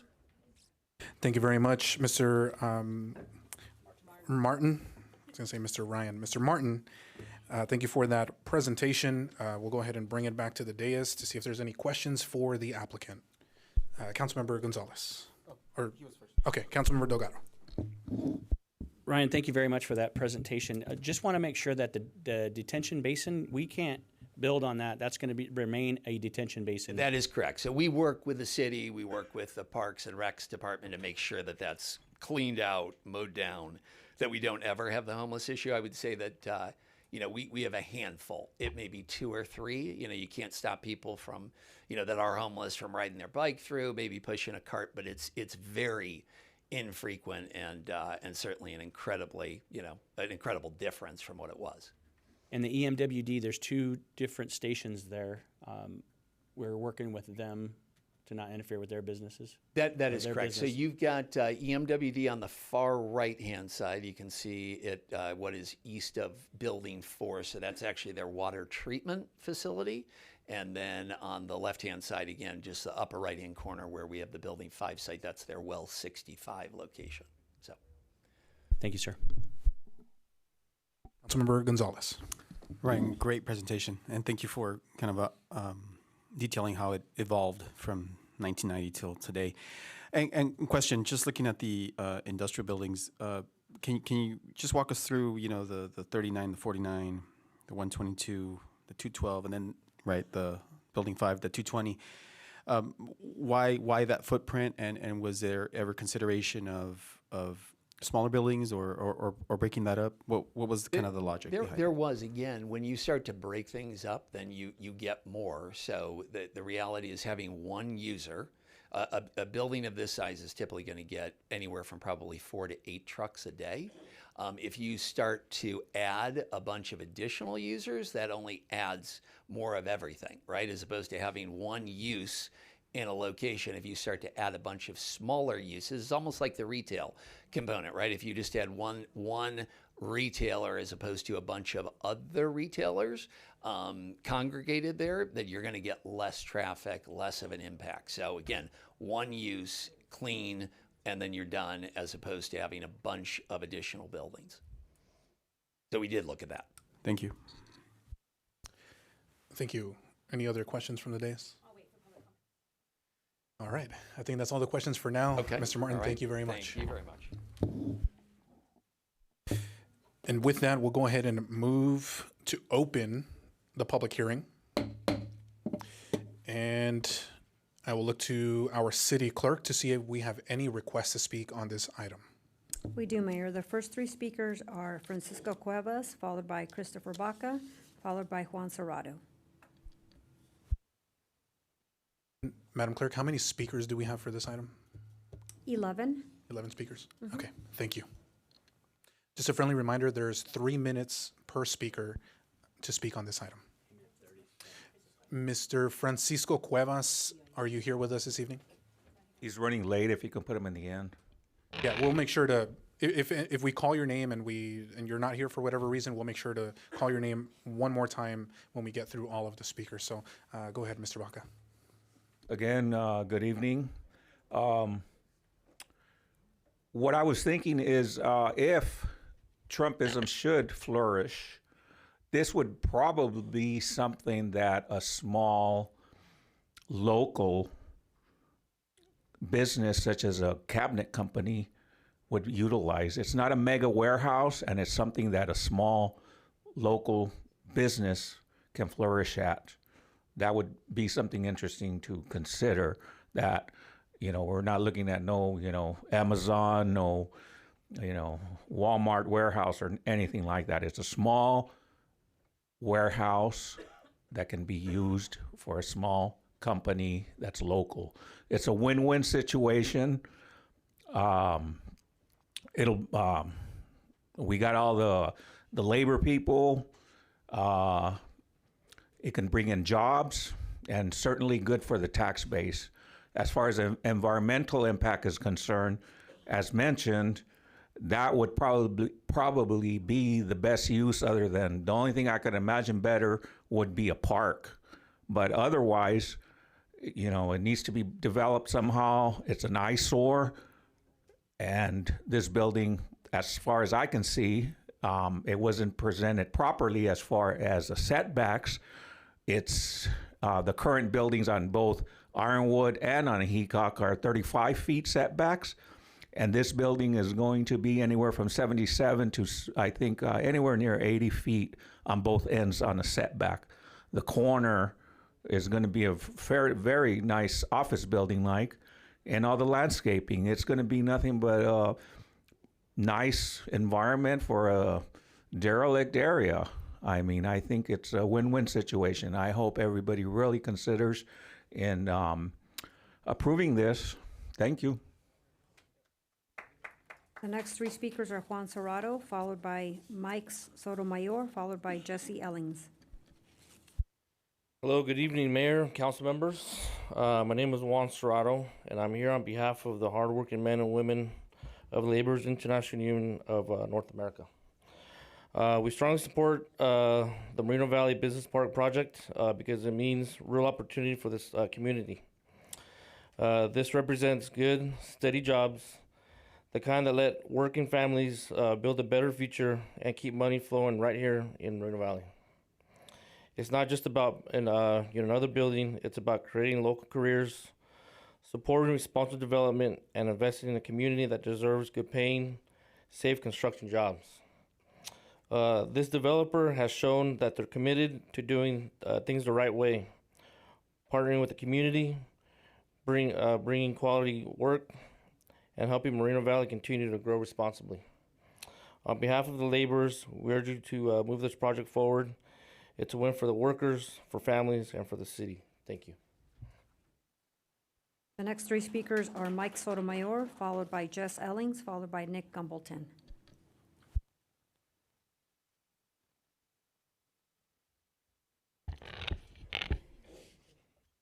Good evening, councilmen and women. Thank you guys for your time.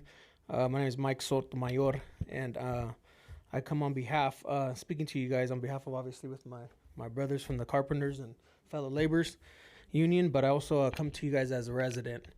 I've been living in Moreno Valley since 2013. Came from Los Angeles, moved out here. We bought our house on Winding Road, out by right where you're gonna enter the freeway, where all the traffic's at in the morning. So I'm in support because we're all here. I'm in support for this. We love. You know, I've had the opportunity to be able to work close to home for a few years. All of us coming out supporting projects like this, right? Local hire, and so been very, very fortunate to work close to home. But then recently been heading back out to Los Angeles. I'm in San Diego right now, super far. So I'm always staring at someone's rear end of their bumper, not necessarily their rear end, but just their bumper. What I do like about this is, like I said, I am a resident here, so I didn't know that this builder, so I do want to give my hats off to this builder. I didn't know that 7-Eleven, that the Sprouts, that, I go to the Moreno Valley Dentistry, so they've been busting caps on my mouth lately, so I've been there, man, so I really like it right there. I also, the chiropractor, I go to that one as well, the joint chiropractor there, straighten me after hanging on walls all day long. So I do like it, but one thing I did notice is I looked at that KFC and all that, and I thought to myself, man, this is crappy right here, dude. You know, and then when I started going to behind there in the Sprouts, I was like, it's really nice. Like I want it. And then when I would leave the dentist, I would go into the 7-Eleven and be like, this is actually a modern 7-Eleven here. I actually like it, you know. But so I am in agreement with, you know, I like what they're doing. No parks, because then the homeless, that becomes an embankment for them right there, you know, and that's obviously a problem that I hate that we have here in Moreno Valley, you know, because out where I live off of I live off Box Springs and Clark, you know, they all hang out there, and it just sucks seeing them, you know, because it puts such an ugly, not putting them down, but it just it brings an ugly image to what we're trying to build here. And so I would say no parks, but I'm definitely in favor of what we're building here, and thanks again for building such a nice project. The next three speakers are Jess Ellings, followed by Nick Gumbleton, followed by Jesse DiGiovanti.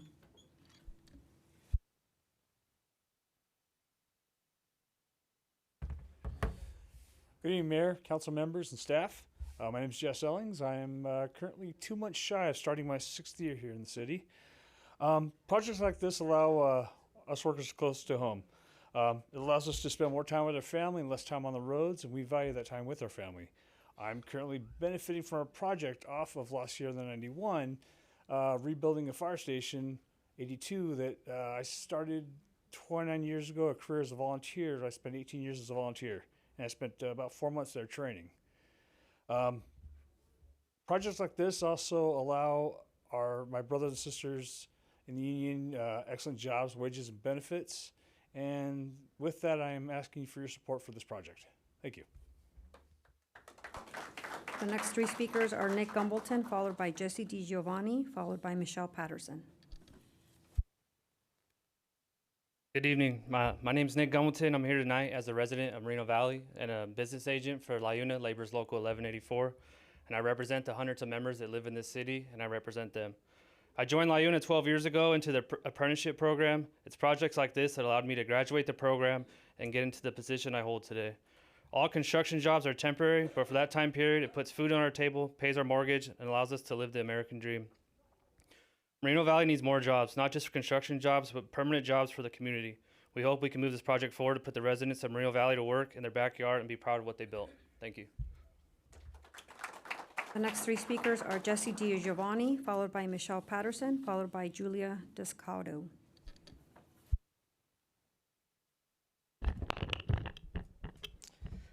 Good evening, Council. I'll try to keep it brief. I'd like to voice my support for the development that's going on over on Heacock and Hemlock.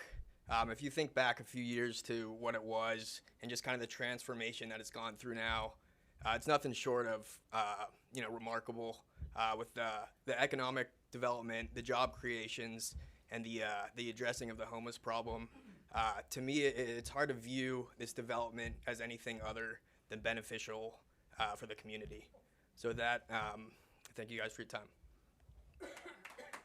The next three speakers are Michelle Patterson, followed by Julia Descaudo, followed by Pablo Rodriguez. Good evening. My name is Michelle Patterson, and I'm here to support this project. A couple of reasons, just a little bit of history for you. Even before Ryan took over this project, the city tried and tried to attract retail consistent with what the specific plan requires. The developer at the time, Joe Meyer from Pacific Retail, even brought in Walmart neighborhood markets to the table, and unfortunately, with the geometry of that intersection and the volume of traffic that turns left northbound, there was a conflict with the southbound left that retailers are going to require to even get into that that corner, and they just rejected the site. And that would be the similar case for any retailer who really wants to take that corner. In 2021, this project was submitted, approved by the city council, sued, and then the developer proceeded to do the environmental impact report. Those technical studies document that there's even stronger environmental support for the project as it had previously been approved. In 2025, I was pleased to see there's actually no significant and unavoidable impacts with the mitigation as it's required. And I learned at Planning Commission that the project actually generates less impact than would be generated by a project that is consistent with the specific plan. Finally, it's important to remember this is not an industrial versus vacant question. It's an industrial versus, specific plan use. Like I said earlier, I learned that the use generates less impact than the retail that is required there or allowed there. And just in a general comparison of data that's produced by CBRE Market Research, Moreno Valley is far underserved in the industrial sector when you compare to a lot of other communities that we all consider really robust economies like Riverside, Ontario, Rancho Cucamonga, Eastvale. We have far less industrial than they do here. Finally, I've had people comment about a wish to know who the tenant would be. I can just say from experience that it's very rare for industrial tenants to be involved at this point in a project. They generally don't plan this far ahead, and so buildings are almost always at a speculative stage at this point in the game. With that, I'd just like to say I urge you to approve the project. Thank you very much. The next three speakers are Julia Descaudo, followed by Pablo Rodriguez, followed by Connor Talibar. And Mayor, just before the next speaker, let the record reflect that Michelle Patterson was an employee of the City of Moreno Valley, but retired in December of 2024. Thank you. Good evening, Mayor and members of the City Council. I'm Julia Descaudo, and I'm in support of this project. Excuse me. First, I was born and raised in Sunnymead, living on the north side of Ironwood Avenue, just east of Davis, in the house my parents built in the 1960s. I also raised my children in that home, so I know this site and the area very well. For many years, the entire site was vacant. We could all see from our kitchen window all the way to the freeway and all the way down Heacock Street to Ironwood. Through the years, the site changed and development happened as we all knew it would, but mostly along the freeway. And then we saw that development fade. There were plans for the rest of the site from the freeway all the way down to Ironwood and the completion of Davis Street to Hemlock, but that didn't happen for many years. The site you see today that's developed is a far greater plan than what was originally proposed for that area.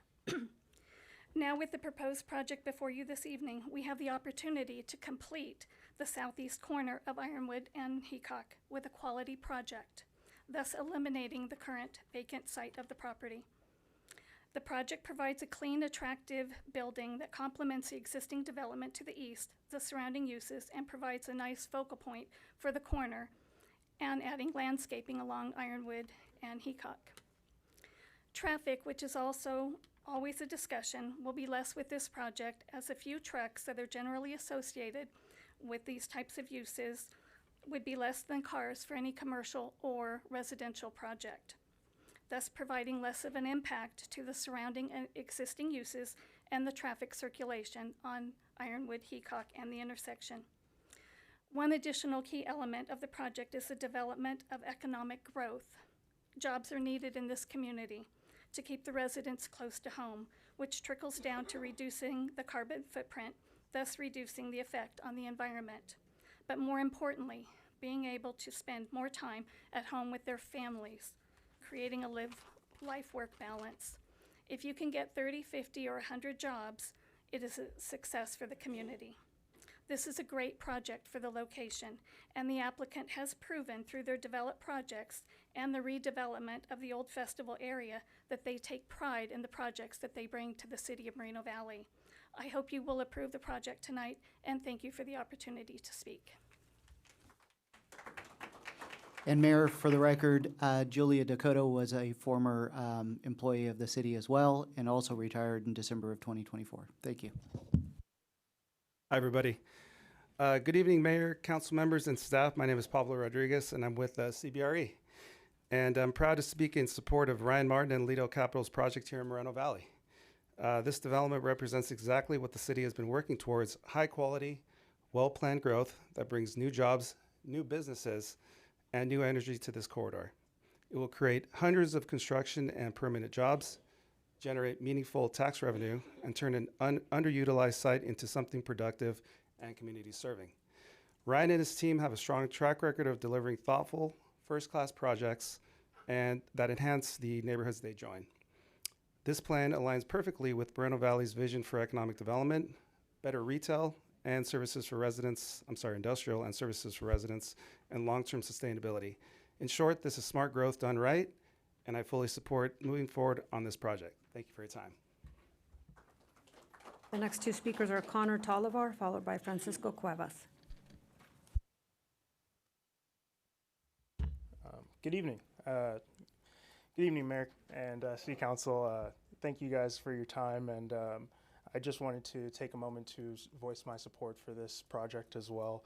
The recent changes and improvements in this area have been astronomical and show really positive improvements, and I think that this development is going to present opportunities for small businesses and businesses alike to continue that growth and complete that development like many of other members here have shared. And I think that this is a great opportunity, and with Lido Capital, I think that they have the right vision and clear leadership to accomplish their goals.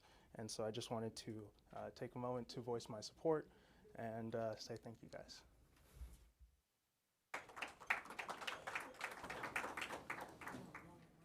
Is Mr. Francisco Cuevas?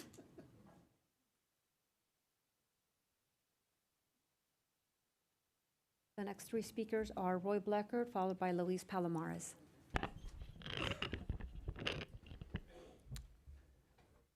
So, Just for the institutional knowledge part of this, when that project was the festival, and I believe memory serves me right, that was the Lou Miller Trust that put that together, the Blecker Construction Company masqueraded that whole thing back in 1989. So we were the first construction crews on that site when it was built. I also think I can beat Julia by a year of being a native of the area. What else are you going to put there? It's consistent with the area, but again, you have the same crew that has fought everything, even against their own interest, and we can do that. And I will say this, anybody who wants to come in, I will give you the forum, we'll have a discussion about it if you want to go through the history. Against their own interest, again, they sue, they block every project, and you know why Mr. White said this shopping center isn't performing and that, and everything's going on? It's because of the environment we have created in this city.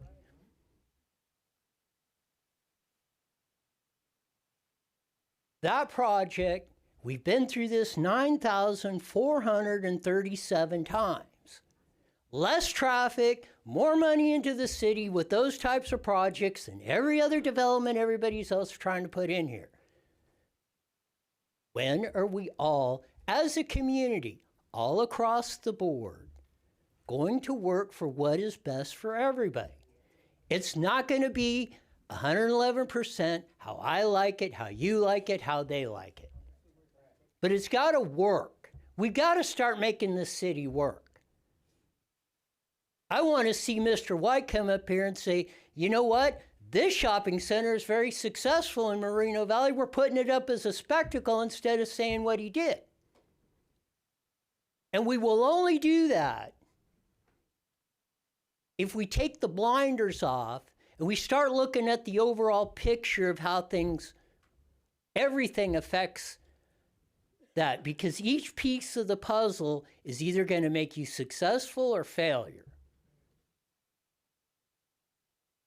So if we have to put this project up 27,000 times and roll it down to the courts and whatever it is,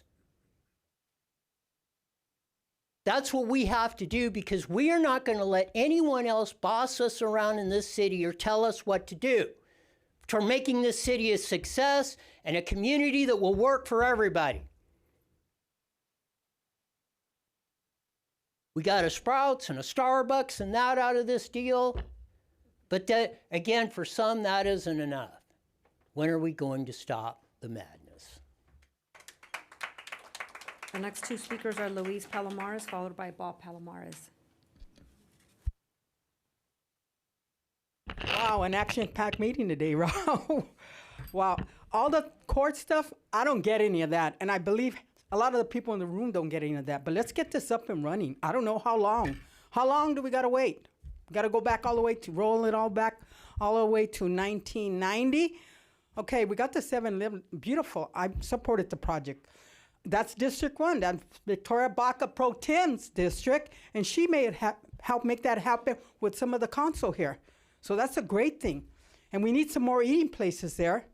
You know, when they do the retail, some drive-through, maybe Chick-fil-A would go good there. So let's not send away a developer. Let's get this thing up and running and put these boys to work over here so they can be home and watch their kids' football, baseball games and do homework and whatever else they got to do with their kids, because it's time.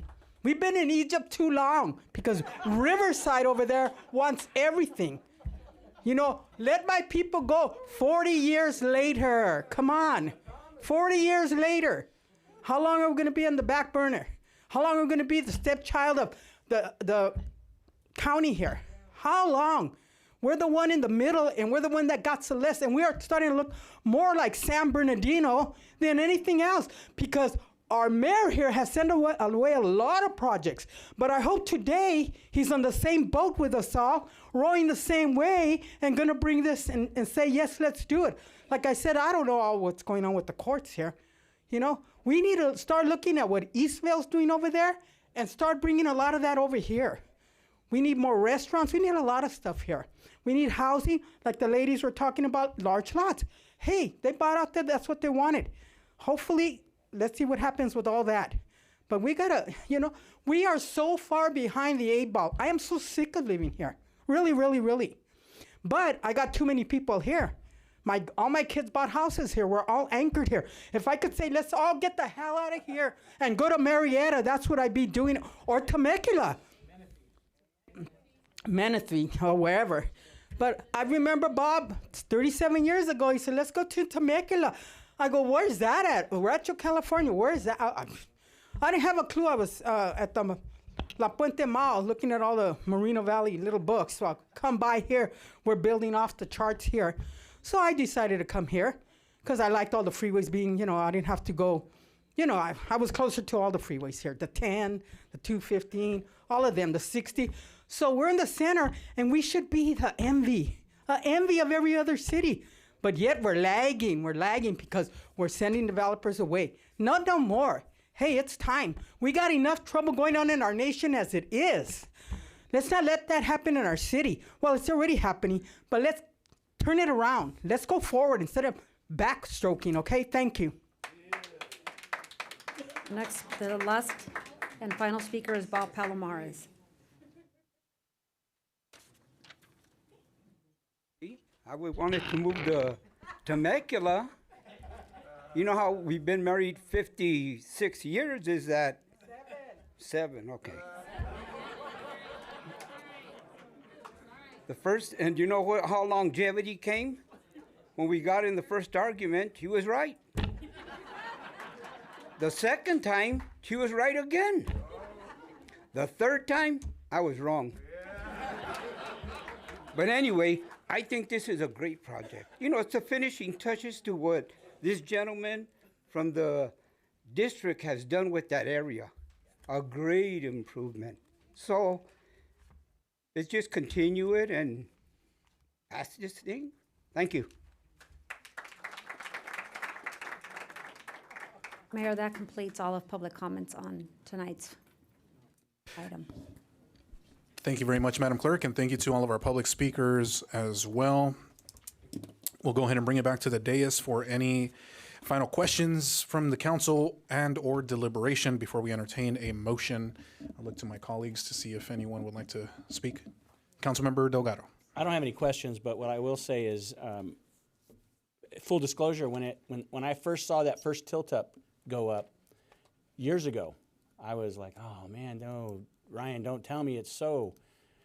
But I will tell you, fast forward, and you guys have done an amazing job turning that entire area, not even just the corner, but the entire area around. I drive it every single day. It's not in my district. It's in Mayor Pro Tem's district, but I still drive it every single day. I see people, the kids from Jiffy Lube walking over to Starbucks to get coffee, and then I see them, and not all in one day, but then I see them going to KFC, and then I see them going to Sprouts. And this is like one of the Carpenter members said, this is a one-stop shop, and it really is, and it's literally being utilized like that.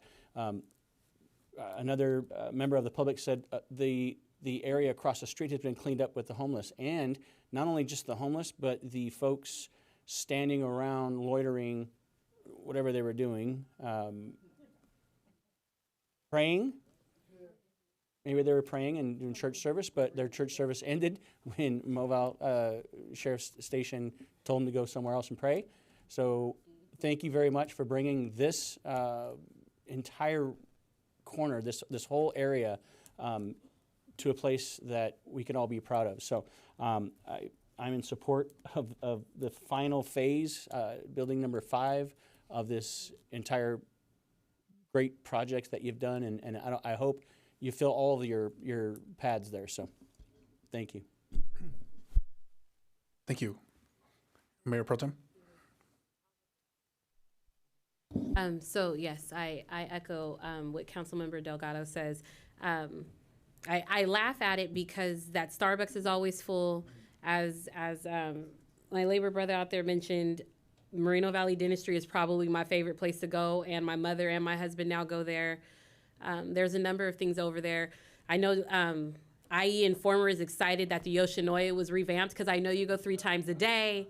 And even the solo salons over there is where my nail tech is. So I'm very excited, and I know that there are people who will say, well, why would you put one of these, why would you put industrial over there?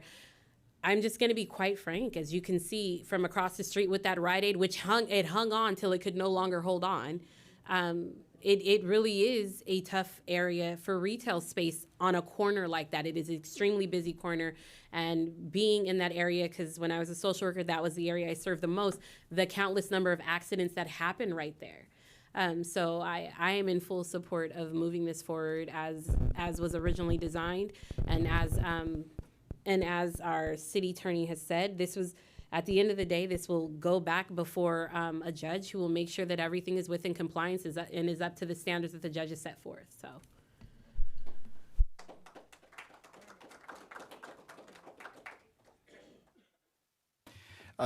Same comments. I think this specific plan has evolved with the times since 1987 when it was approved, and the remaining parcel and the proposal for the industrial building is something that's supportive of that retail component.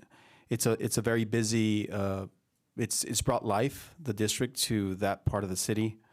I know there's members of the community that are concerned with additional industrial development, but I think this is different. It's a specific plan that's evolved with the times of Moreno Valley, and this specific infill, last remaining parcel will support the remaining of the district, the specific plan. So it's definitely cleaned up the area, and it's looking great in that section of Moreno Valley.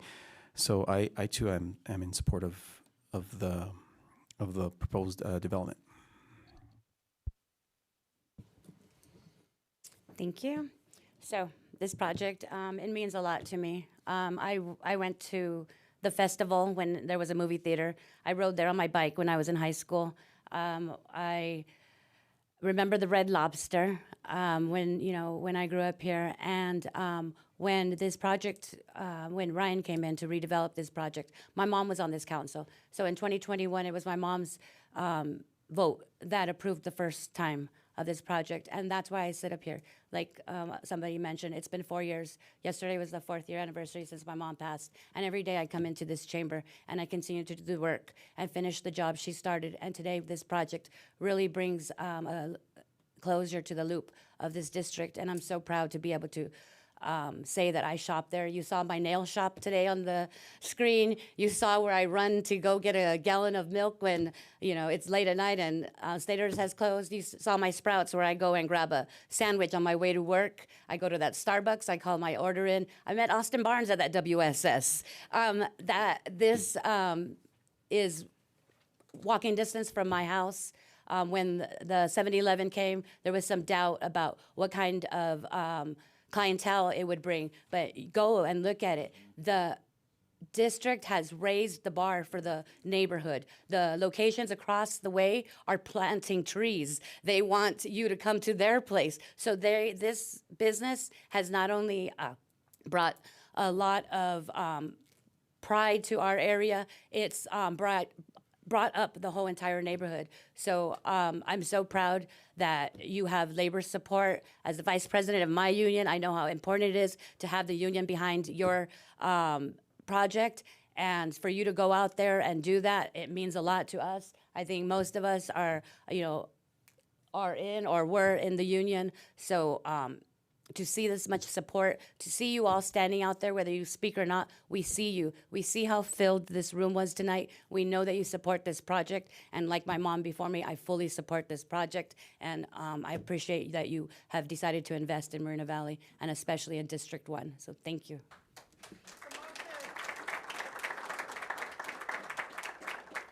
I motion. Oh, you want to say a few words? Just Okay, make go some ahead. brief Good. deliberation here, and then we can go ahead and vote on this. And so first, I just want to say that I agree with all the comments that my colleagues have made. I remember when this project was first on our agenda. I think I might be the only council member left from that time. And it was I'll say, controversial project at the time because oftentimes anything related to industrial development in the city becomes controversial. There are strong opinions on all the different sides, but this project was very different in that it was not like most industrial projects that we see come to our agenda, where it is strictly industrial and it's usually 1 million square foot plus industrial buildings that tend to be distribution centers. This was very different, and really driving factor of approving the project, I voted for it as well when it first came up, was looking at the existing condition and economic viability of the center.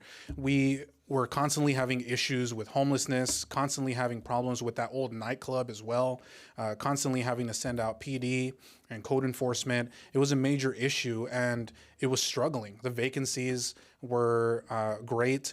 And so, great as in number, not a good thing. But since then, since we approved it, as the applicant went through in his presentation, we were able to get Sprouts. We were able to get Floor & Decor in there that's been thriving. We were able to clean up that entire center, and it's moving in the right direction. And so it's important to make that distinction because we've completely done a 180 in that center. The hotel alone generates hundreds of thousands of dollars every year in TOT revenue for the city. And so if this was a standalone 1 million square foot industrial project, I would probably look at this thing a lot differently, but I think this is the final piece to this puzzle to complete it and ensure that that entire area continue far into the future, and that we continue to not only bring in and attract tenants for the vacancies on your property, but also hopefully continue that momentum for the properties that are across the street from this project as well. And so I also support the project for all those reasons. And ultimately, this will go back, like Councilmember Bernard said, it'll go back to the judge to make a final determination on this. And I also support this project because of the jobs it'll create, especially right now, more than ever, where we have unemployment going up. There's all these different economic headwinds that we're facing. We need more revenue. We need more jobs. We need more local jobs. And so I want to thank everybody that came out, members of the public, all of our union brothers and sisters that came out to support the project as well. I look forward to seeing this move forward. So with that, we'll entertain a motion and a second. I motion to approve the proposed project as recommended by the Planning Commission. I second that. There is a motion and a second. Madam Clerk, please call for the vote. Thank you, Mayor. Councilmember Bernard? Yes. Councilmember Gonzalez? Yes. Councilmember Delgado? Yes. Mayor Pro Tem Baca Santa Cruz? Yes. And Mayor Cabrera? Yes. Thank you. Thank you. That motion carries unanimously.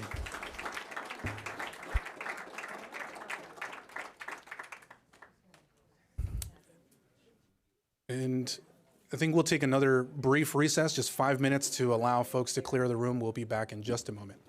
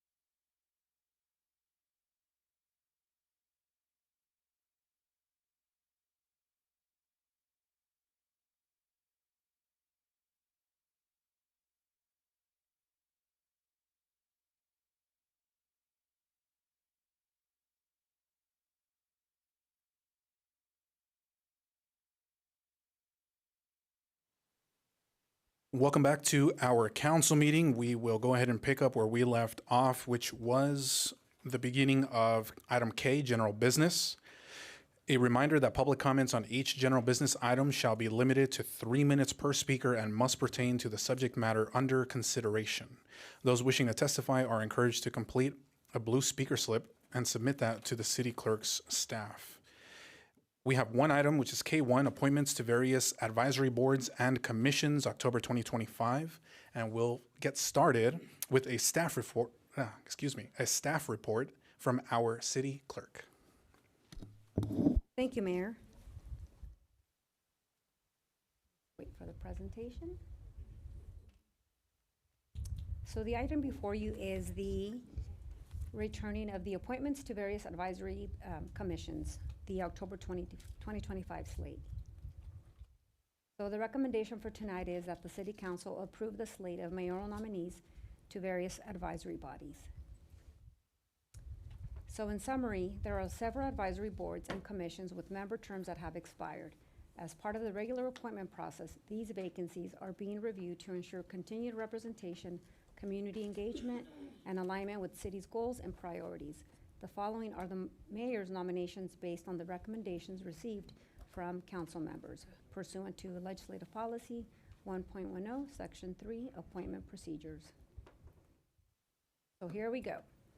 Public Arts Commission. The nominees are Samantha Contreras, District 1. She would be a full member. Her term would expire 6/30/2028. Andrea Austin, District 2, full member. Term expiration 6/30/2028, followed by Lisbeth Orellana, District 4, full member, expiration date of 6/30/2028, followed by Justin Settle, District 3. He would be a teen member, term expiring 6/30/2028, leaving the remaining vacancies as follows: 2 full member vacancies, 2 alternate vacancies, and 1 teen vacancy. Emerging Leaders Council. The nominees are Tyrone Lee, District 2, teen member, expiring term of 6/30/2027, followed by Daniel Hamill, District 4, teen member, expiring 6/30/2027, followed by Jaden Nahara, District 1, teen member, expiring 6/30/2027. Remaining vacancies, 2 member vacancies and 2 alternate vacancies. The Environmental and Historical Preservation Commission. The nominees are Nathan Urena, District 2, full member, term expiring 6/30/2028, followed by Reginald Allen, District 4, full member, term expiring 6/30/2028. Remaining vacancies, 1 full member vacancy and 2 alternate vacancies. The Library Commission. Nominees are Victoria Williamson, District 1, full member, expiring 6/30/2028, followed by David Torres, District 4, alternate member, expiration of 6/30/2028, followed by Rebecca Diaz, District 2, alternate member, expiring term 6/30/2028, and this commission does not have any vacancies. Moving on, Parks and Community Services and Trails Commission. The nominees are Lisa Arellano, District 2, full member, expiring term of 6/30/2026, followed by Joseph Taplin, District 4, full member, expiring term of 6/30/2027, followed by Nikita Wilson, District 4, full member, expiring term of 6/30/2027, followed by Riley Peak, District 2, teen member, expiring 6/30/2027. The remaining vacancies for this commission would be 1 teen vacancy and 2 alternate vacancies. Moving on, Planning Commission. The nominees are Omar Kobian, District 3, full member, expiring term of 3/31/2029, followed by Ronald Dudek, District 4, full member, expiring 3/31/2029, followed by Stan Yombo, District 4, full member, expiring 3/31/2029, Jason Ruiz, District 3, full member, expiring 3/31/2029, followed by Adam Hall, District 2, alternate member, expiring 3/31/2027, and lastly, Denise Jimenez, District 2, alternate member, expiring 3/31/2029. Remaining vacancies, none. Next, Senior Citizens Commission. The nominees are Deborah Elkins, District 2, full member, expiring terms of 6/30/2028, followed by Pauline Moya, District 2, full member, expiring 6/30/2028. Remaining vacancies, 3 member vacancies and 1 alternate vacancy. Traffic Safety Commission. The nominees, Sanaib Alkamaisi, District 2, full member, term expiring 6/30/2028, followed by Esther Johnson, District 2, full member, term expiring 6/30/2028, followed by Kama Burton, District 4, full member, term expiring 6/30/2026. Remaining vacancies would be 1 alternate member vacancy, followed by 6 non-voting member vacancies. And lastly is the Utilities Commission. The nominees are Thomas C. Ketchum, District 4. Position would be MVU customer, term 6/30/2028, followed by Preston Carr, District 3, full public member, term expiring 6/30/2026. And the remaining vacancies would be 1 public member vacancy, followed by 1 MVU business customer vacancy, followed by 1 alternate public member vacancy. And that concludes my presentation. I'm available for questions. Thank you very much, Madam Clerk. We'll go ahead and bring it back to the dais for council questions of staff. Just one question, Madam Clerk. Of these nominees that are on this slate, I think maybe with the exception of 1 for the Planning Commission, were all of these recommended by their council member? That is correct, yes. Thank you. Okay, see. No. Denise Jimenez? No. She, at least on the list that was sent to me, she showed as recommended from District 2. No. I told her that there was no vacancies on the Planning Commission. If she wanted to choose one of the others, then she was more than welcome to. That when I saw her name on the list, I was very surprised because we had that conversation. So, just for the record.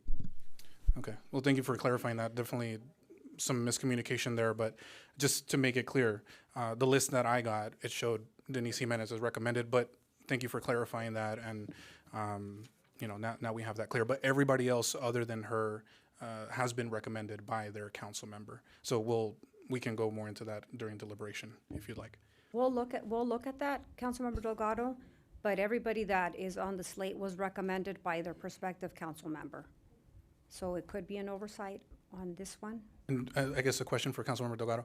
Do you know was there another commission that Denise Jimenez, that you were recommending her for? I don't remember. I just looked it up. But I know for a fact that I told her that because there was no vacancies. When we had this discussion in May, there were no vacancies in my district. I wanted to keep the 2. And when August, when you reached out, when I got the list, I made sure I contact every single one of the folks on my, the applications on my district, so. So if it's an oversight, it's an oversight, or I don't know what happened, but I tell you right now that I did not, 100% absolutely did not. Thank you. And then I'm looking at her application as well, just to make sure. It looks like her first choice was Planning Commission, second choice Utilities Commission, third choice Senior Citizens Commission. So again, in deliberation, hopefully we can go into more detail to maybe see if there's any changes and see where she might fit. All right. Any further questions from the dais? Okay. Seeing none, we'll go ahead and move into public testimony. Madam Clerk, do we have public comment? Do we have any requests to speak on this item? We do, Mayor. The first 3 speakers are Riley Peak, followed by Joanne Lira, followed by Sammy Luna.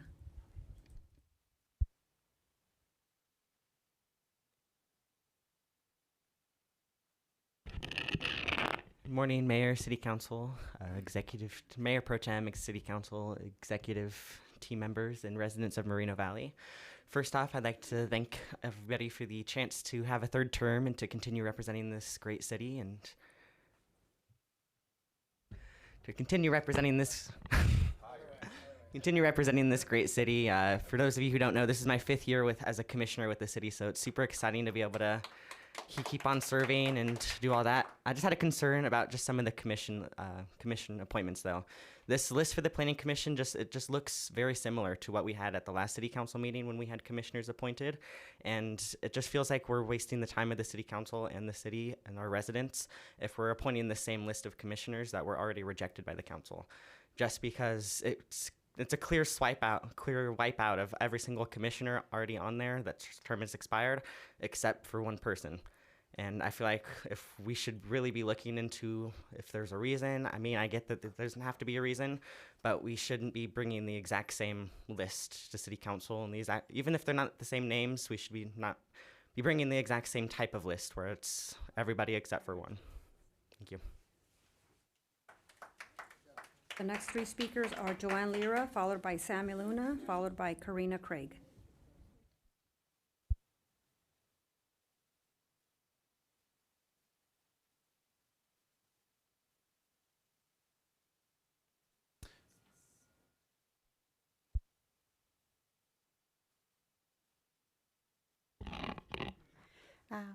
Good afternoon, everyone. I'm here to congratulate Jason as he be nominated to be in a planner commission.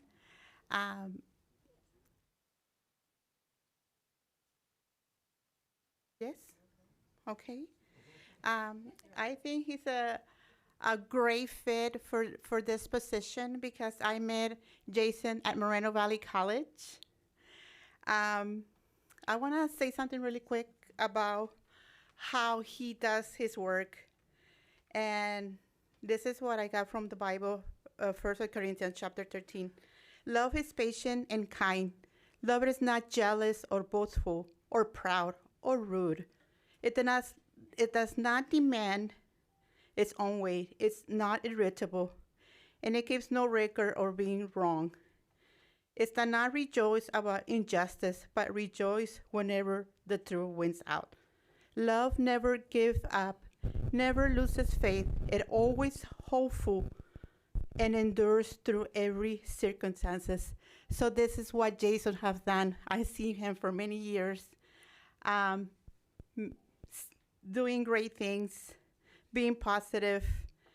He turns everything to positive. He sees a negative comment, he turns it into positive. So he's gonna be a great fit because of his character. The next 3 speakers are Sammy Luna, followed by Karina Craig, followed by Jason Reese.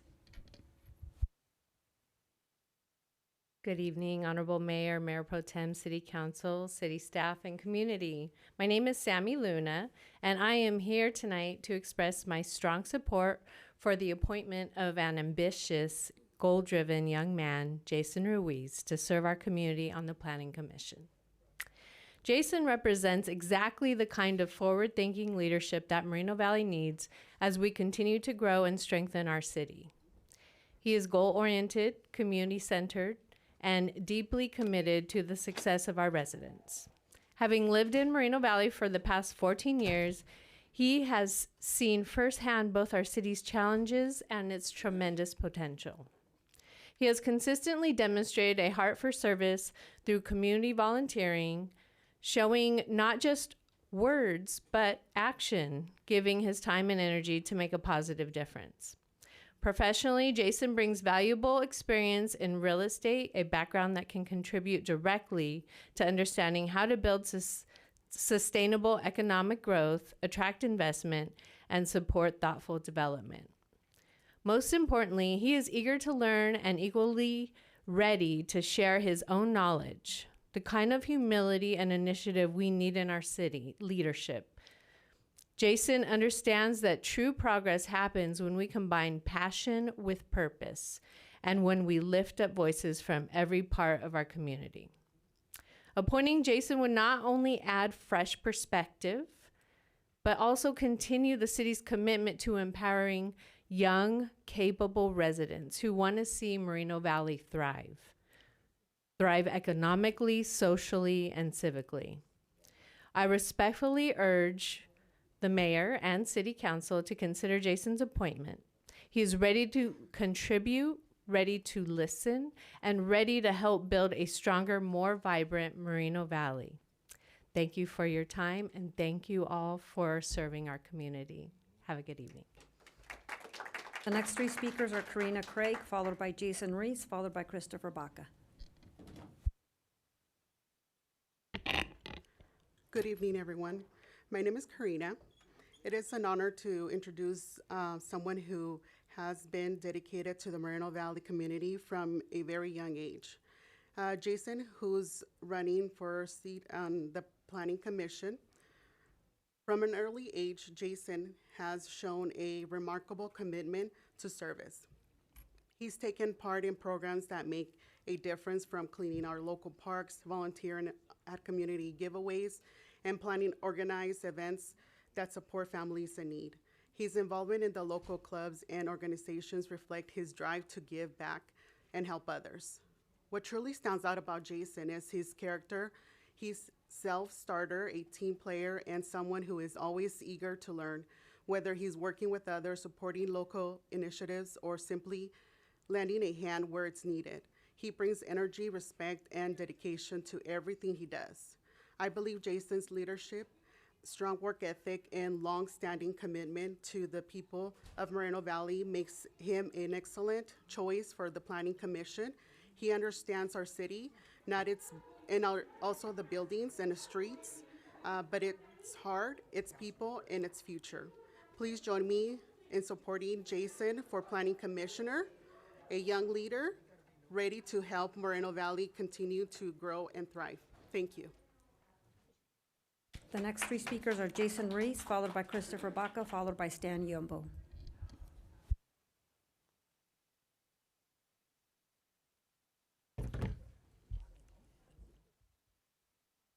All right, hello, good evening, council, good evening, staff. Thank you guys for, being here today and helping the community thrive. My name is Jason. Some of you may know me, some of you may not. I've been in the community for 14 years.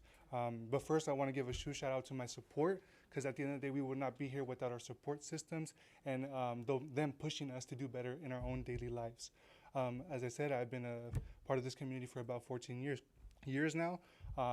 I originally come from San Bernardino, so I understand the demographics of, what it's like with the difficulties in economics and what it's like to, see this beautiful city. I've been here. I've been in part of community supports. I've helped with local events. I am in a background in real estate. I've attended our own college here, community college, MBC, where I've got that certificate. And I am still pursuing my business associates at that school. I am more than capable of, not only bringing my own thought process, but taking in what others have to say in consideration when it comes to the economics of the city, because we cannot, there's no I in team. We need to work as collectively as a group to be able to help uplift the city. The city has so much more potential. I was here when there was dirt roads over there on the east side, and I've seen the paved, so it helps a lot, every little by little. But I am here to, help the city. I want to be able to help not only on a community level, but an economic level. So I am here to do that, and hopefully you guys see that potential in me, and I'll be here to help the community. Thank you, guys. The next three speakers are Christopher Baca, followed by Stan Yombo, followed by the IE Informer. Good evening again. If I had a lobotomy, one eyeball, and had my leg and arm tied behind my back, I'd probably do better as a mayor than Cabrera. No, I'm just kidding. My point being is that here we are in October, and we're still dwelling on this nonsense of appointing people that are eager to serve on these committees. I don't see what the controversy is. They're all great people. They're eager to serve, and I think we should support our mayor for once.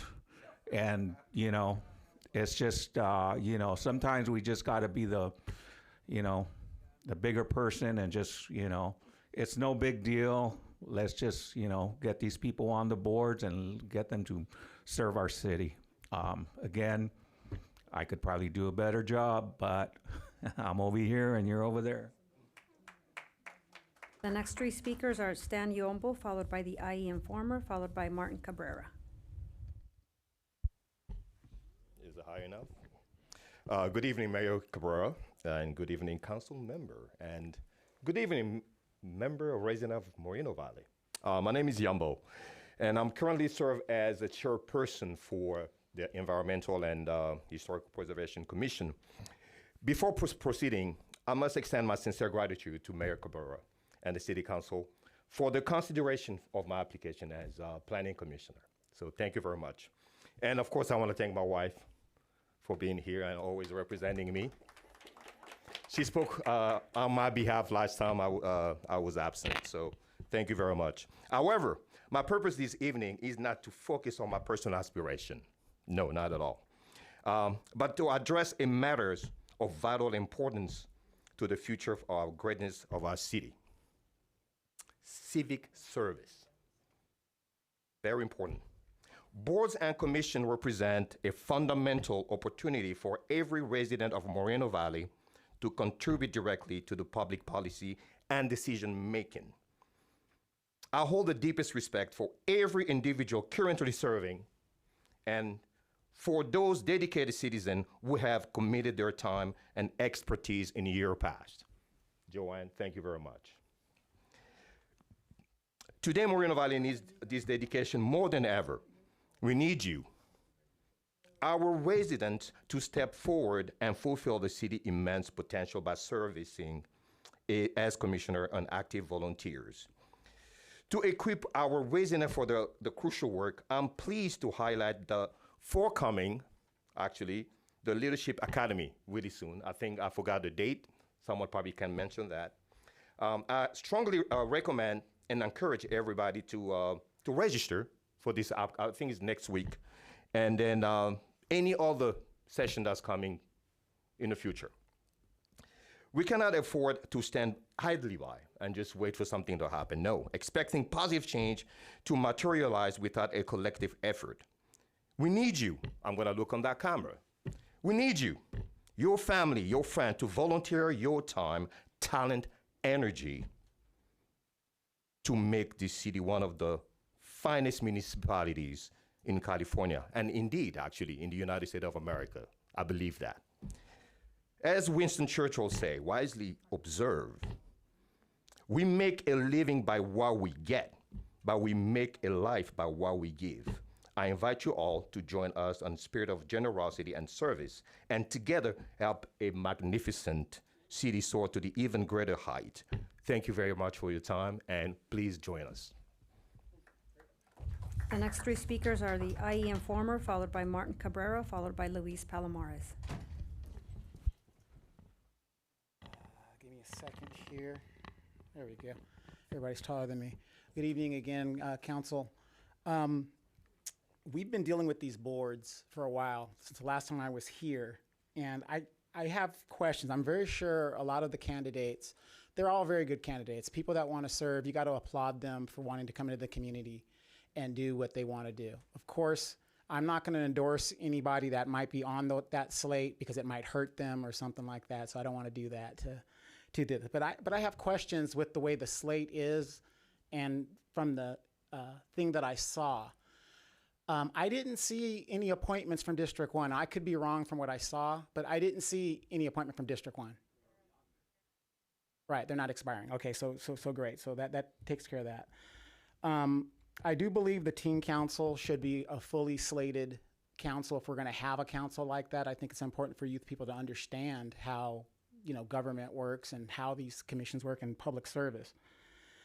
But one of the problems I do have is you have people that are residents, like Roy Bleckard, who's been here since the caveman dwelled and walked the earth. He has a lot of knowledge and a lot of experience. You have a lot of people that have been here 30, 40 years plus. And we take that experience that they have and we just throw it to the side like it doesn't mean anything. I'm not saying not to have a balance. Look at your dais up there. You guys have a balance of how to govern. You have the young, you have the middle-aged, you have the senior, and you have the beautiful. You have all of that.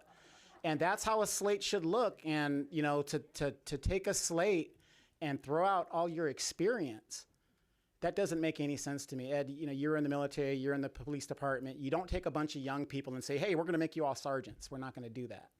You know, some people are qualified, but you want a little experience with that. So I think you guys really need to look at this slate because, you know, good example, Joanne's been here for a long time. A lot of people that have been on the commission have been here a long time. They have a lot of knowledge to what's going on. The young man, Lewis, who wants to be there. He's in college, he's really excited about doing it, and that's great. But nothing trumps experience. Nothing trumps experience at the end of the day. You have the knowledge. I have 13 degrees. I have 13. But what does 13 degrees get me if you don't have the experience behind it? So I really have a problem with the way the slate is balanced. Maybe that's the word I need to use. And I think you guys need to consider having the experienced people that have the knowledge of the history of the city. He that not knows their past will never know where they're going in the future and will repeat the mistakes of the past. The next two speakers are Martin Cabrera, followed by Luis Palomares.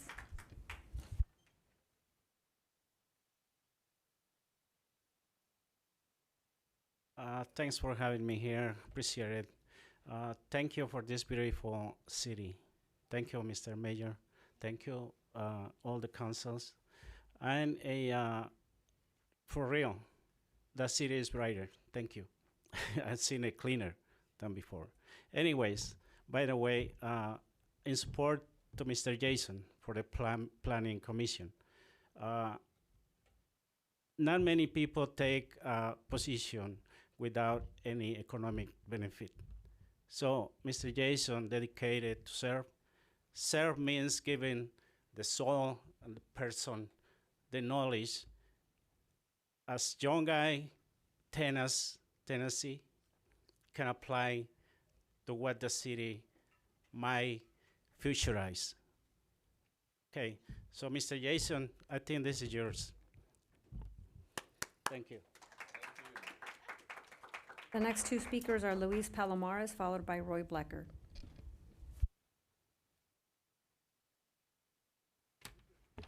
We're using the same old playbook, right? Luis Palomares, community activist. This is almost the same thing you did last time, Cabrera. The slate you want. And, you know, they're all youngsters. There's a couple that are not, but, I mean, like Jumbo.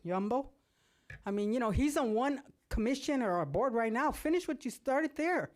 I'm not, you know, hey, finish that job and then come this way. But anyway, we got good planning commissioners there right now. Right now.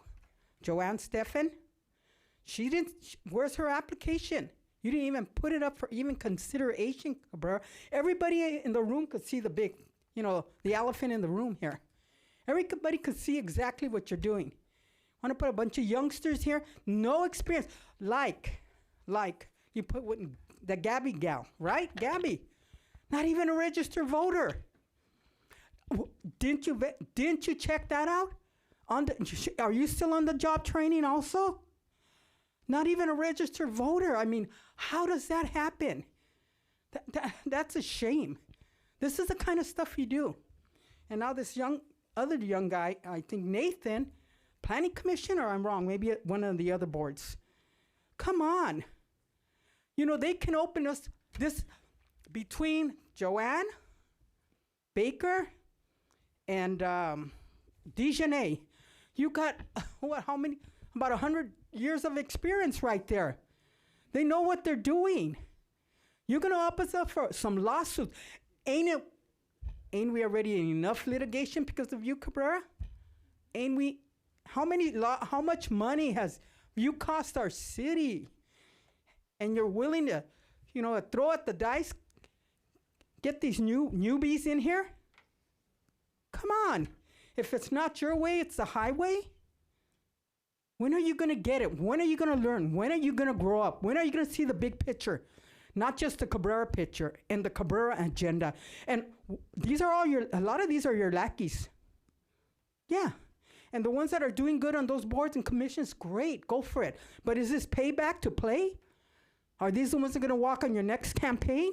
What the hell's really going on here? This is enough. Enough is enough. I don't think on the boards and commissions, not the planning commission, but the other boards and commission, go for it. Yeah, that's great. But not on the planning commission, because you say it's not that important. Yes, it is important. It's the second important thing after the council here. And we got Kobe in there. He's on the slate still. It's a conflict of interest. He misses meetings.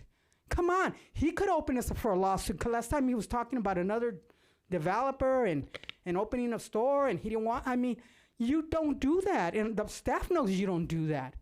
So what's really... The final speaker is Roy Blecker.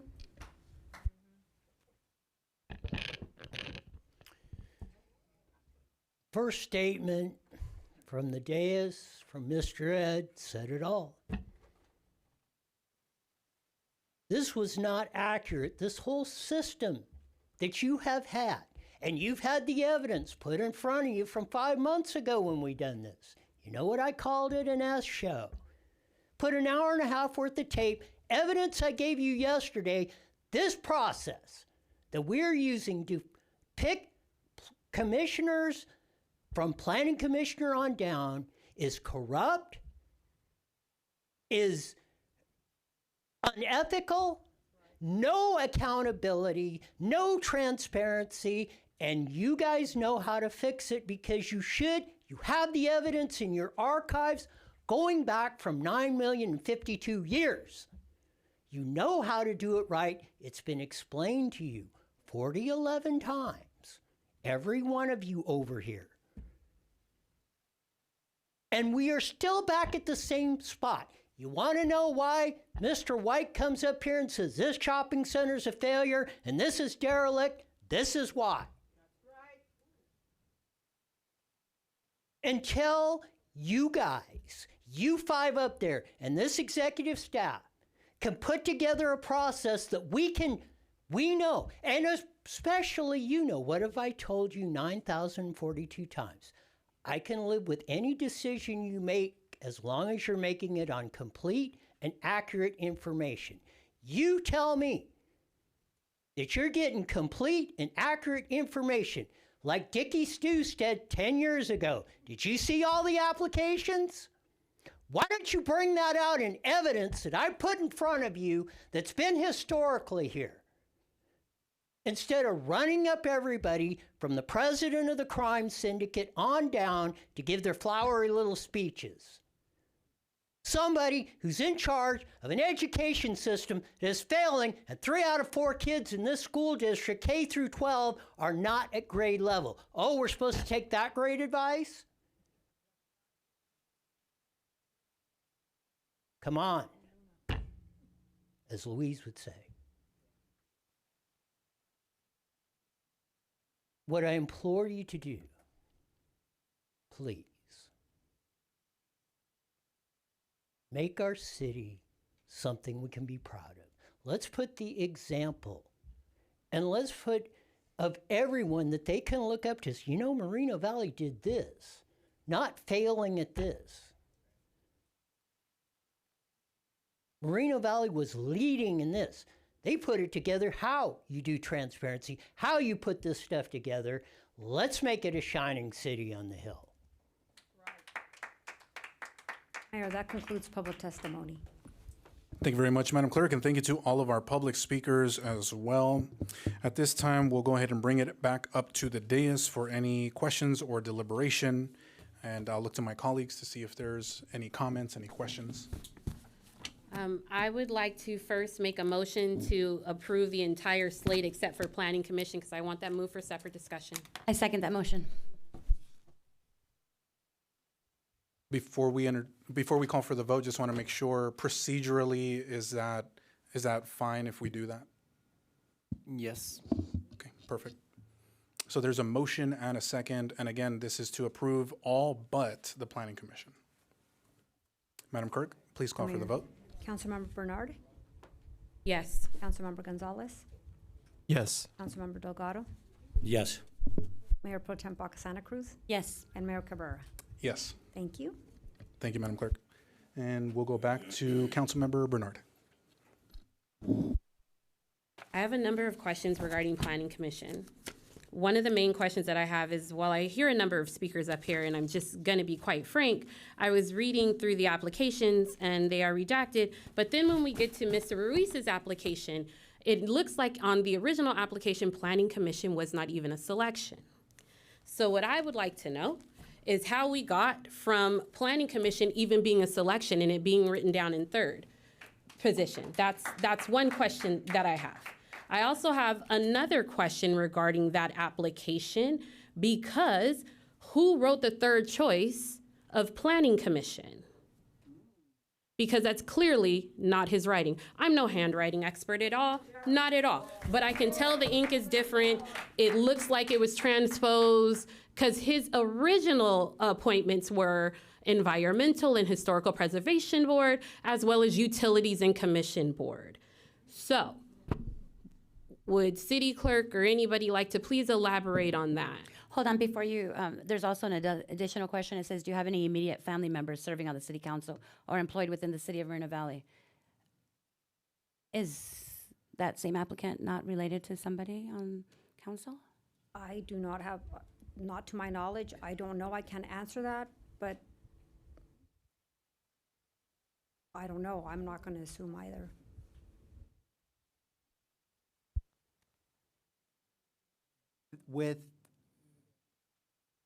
Without saying who, there are rumors that that applicant may be tied to one of the council members' family members.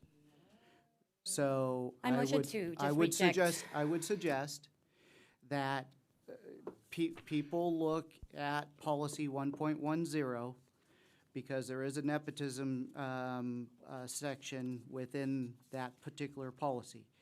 It's section 4 under eligibility, and it is item G. Now, there are... Mr. City Manager, can I just clarify? He is not related to any members of the City Council. And he is here. He can also state that for the record himself, if he would like to. Just want to make sure we get that clear. Okay. And to answer Councilmember Bernard, that's a great question. So when I was putting together the staff report, I was checking all of my applications, all of the recommendations by the respective council members, and his did stand out because he did not have option number 3 listed. So myself, me doing my due diligence, I contacted him and I asked him, I said, you know, Mr. Jason Ruiz, I'm reviewing your application. I do notice and I do see here that you did not select the Planning Commission as one of your options. So, you know, I need to get clarification from you. And he said, oh yes, I spoke to a council member and they did recommend me to the Planning Commission. And I said, okay, so he spoke to the respective council member. So I moved forward with it and the mayor nominated Mr. Ruiz. Therefore, that is how he ended up on the slate. I have a question in cleaning that up. Why would you call him initially if he has one choice, Planning Commission's not on there? Why would you call him to say, are you sure you don't want Planning Commission? I did not do that because I understand that you didn't do that, but why would you call him to ask him about the Planning Commission? Because he was being recommended. But how did you He was being by his council member. He was being recommended by his council member, and then It says each council member recommends or nominates one individual to fill the seat designated for their district. I get it. Wait, let's pause. Let's pause for a second. Members of the public, please. I'm giving a lot of leeway here. There's a lot of chatter coming from the back. It's really hard to hear everybody up here on the dais talking. If you could please be respectful.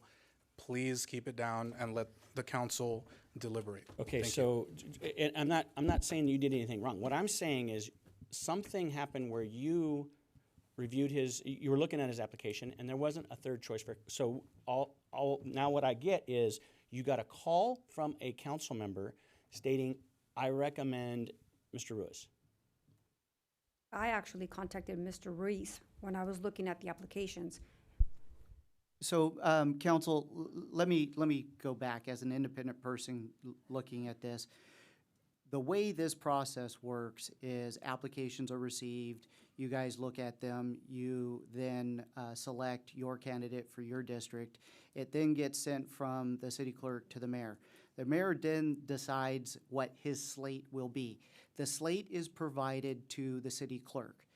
She then goes through her due diligence and looks at the applications compared to the slate, and in doing so, she noticed that Planning Commission wasn't on there. That clears it up exactly. And my point to that is, City Clerk, is somehow, some way you were prompted to give Mr. Ruiz a call because somebody nominated him. Doesn't matter who, and I don't really care. I was just wondering how you even got to call him. So that clears it up perfectly. Thank you. And I do want to thank our city clerk for doing that, because in the past there's been situations where this council has confirmed nominees where the commission that they were appointed to was not listed on the application. So I appreciate our city clerk now going that extra step to make sure that any of those situations, it's clarified on the application. So appreciate you clarifying that, Madam Clerk. So to finalize the answer, back to Councilmember Bernard, the initials are my initials, confirming that I spoke to Mr. Jason Reese, and I did verbally let him know, because you did not list the Planning Commission as your option 3, I am gonna make note of this on your application for transparency. Thank you for that, City Clerk. I appreciate that. And so I just looking at even just that, and I get it, everyone can select and everyone can do, and it is a recommendation of the mayor's slate, whatever. I think one of the same problematic issues that I have too is that I am looking at this, and I already have Councilmember Delgado saying that there was a recommendation on here that for whatever reason he didn't recommend that move forward. And so now I'm looking at this entire thing, and where as one member of the community put it, we are back at square one. And I'm going to be very nice about it, nicer than other people have been on Planning Commission when they've given their closing comments, and they're probably going to go to the next Planning Commission meeting and make yet another closing comment and just say that, you know, either you want new blood on your Planning Commission or you don't. Either you really want people's input or you do not. And as far as I am concerned, hearing some of the concerns that are coming up, I personally do not feel comfortable with this Planning Commission slate. And that is where I stand at with it today. You all may deliberate, do what you want. I've been on the losing side of votes before, but I don't feel comfortable with this planning slate at all. One, because apparently there was a conversation, it wasn't even Mr. Reese's original idea to go to planning, because there's no list about when was the last time he attended a Planning Commission meeting, anything like that on there. We moved through other applicants that were recommended that Mr. Delgado had no say-so in, and last time all of this happened, we had a young person whose status was exposed. So that also frustrated me too. So, you know, maybe at some point, we'll be able to do this in a manner that's fair and one where everyone is on the same page instead of what I think is happening here, which is people trying to maneuver and get the people that they want so that they can get what they need for whatever reason. So with that, I want to clarify again. I want to say, excuse me, I've already asked once, now twice. If you could please keep it down. Thank you. So I want to further clarify again, because I was honestly surprised when I saw the 2 recommendations for primary seat on the Planning Commission. I saw Joanne Stephan and then Denise Jimenez. I was surprised, 100% and I'm not saying that you did it. 100%. I'm just telling you what was shared with me from staff, right? I triple, quadruple checked because I was surprised. So you didn't call me. Well, Brown Act, I can only talk to one other council member, like outside of No, a you could call and ask to clarify. Hey, just clarify, you approved her or you recommended her? I think I would rather not take that risk where we're, you know, more than one. I mean, do we respect the Brown Act or not? Like, we can't talk to more than one council member. If you felt that was going to be a I'd rather violation, err on the side of caution. I totally respect right? that. But I don't want to get us into any kind of issues. I'd rather have that conversation. And you know up why here, you were surprised, Mr. Mayor? Because her name never came up out of my mouth. My 2 choices back in May of 2025 were that they're on there now from District 2. Now I don't even see, I see 1 member of District 2 and then an alternate. So, yeah, so again, Your choice, not mine. so I want to clarify that I was going based off of what staff sent me. So if Denise Jimenez was not your recommendation, then let's take that off of the list. But why right? isn't she if that's the case, why isn't she a full member versus an alternate?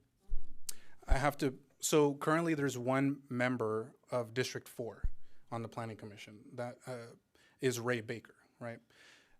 Councilmember Bernard is not recommending him to be reappointed. She's recommending Ronald Dudek and Stan Yambo.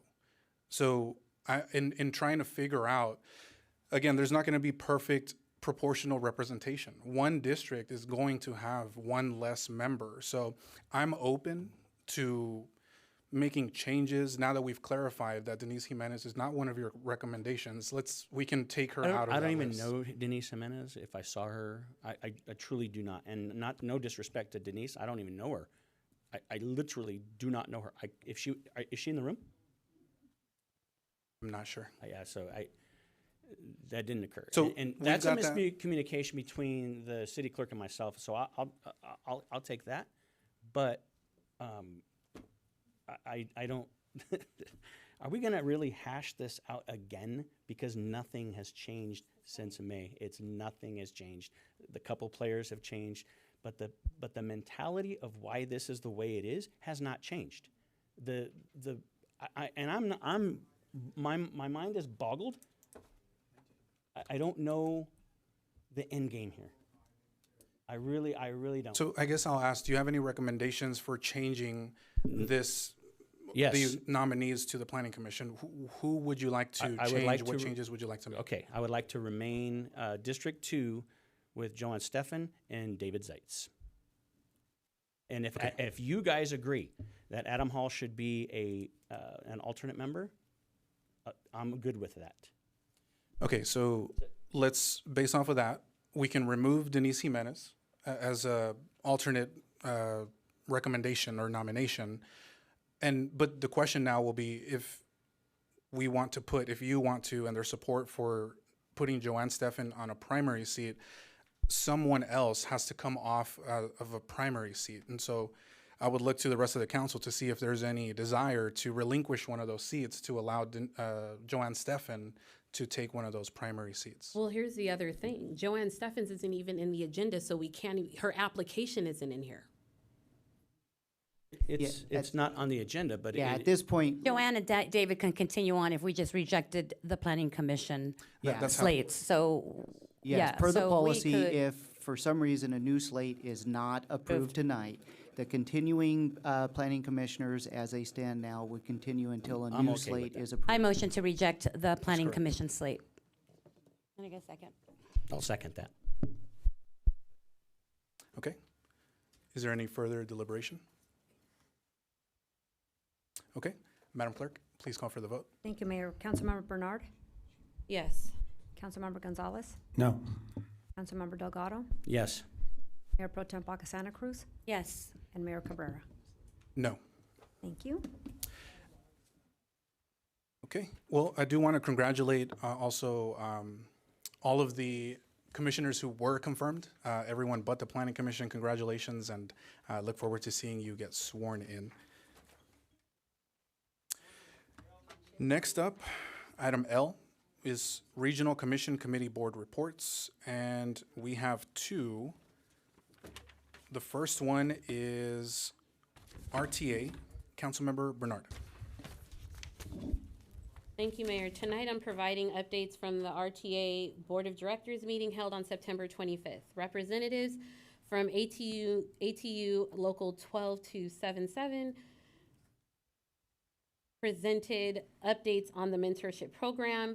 The board also authorized staff to award an agreement to Bloch and Shelton Garage for vehicle maintenance and repair services in the amount of $524,000. The next meeting is scheduled to be held on October 23rd, and that concludes my report on the last RTA Board of Directors meeting. Thank you. And the second presentation we'll have is for RCA. I'll be providing an update from the meeting held on October 6th for the Regional Conservation Authority Board of Directors. At the RCA Board of Directors meeting on October 6, 2025, reports for the Western Riverside County Multiple Species Habitat Conservation Plan fee collection for June 2025, joint project review status, acquisition status, monthly investment reports for June 2025, single signature authority, quarterly public engagement metrics, and state and federal legislative updates were received and filed. The General Counsel staff provided the Board of Directors with an update on the 2025 Wildfire Management Plan, which is currently being developed to support the RCA in wildfire management practices. The presentation also covered the 6 fires that have impacted RCA conserved lands over the past few years. Next meeting is scheduled for November 3rd, 2025 at 12:30. And that'll conclude our Regional Commission and Committee Board reports for this evening. Next is item M, Employee Association reports. We do not have one this evening. And next up is the famous City Manager's report. Thank you, Mayor, Mayor Pro Tem, council members. It is my privilege to announce that Parks and Community Services is having yet another event this Saturday with the Community Day of Service. Saturday, October 11th, from 8 to 12, we do begin here at City Hall for some fun and games and some remarks, and then we will be going to deployment to Sunnymead Park and Woodland Park. Another event, November 1st, again, Parks and Community Services having a special event for Day of the Dead that Saturday from 5 to 9. They also have a registration period that is currently open for a fun color run that will be held on November 15th, Saturday from 9 to 11. But you must register now before November 13th. There will be no registration at the actual event that day of the 15th. So please make sure you get your registration in for some fun color run and great music and so forth, and having fun right after the event. With that, that completes my comments. Thank you. Thank you very much, Mr. City Manager. Next up, we will bring it back to the dais for City Council closing comments, and we'll start with District 4. Thank you. I would like to, remind everybody that the sheriffs are having their annual trunk or treat on October 27th. Yes, 27th, that Monday, that they're having their annual trunk or treat. Remember, please, to get here early. It's usually a cutoff, but they can't cut it off till it's been a few hours. So make sure you're here in line early. There were a number of things that I was going to say, but due to the state of our federal system right now, it really doesn't even matter until they're able to figure it out and open this government back out and get these people paid.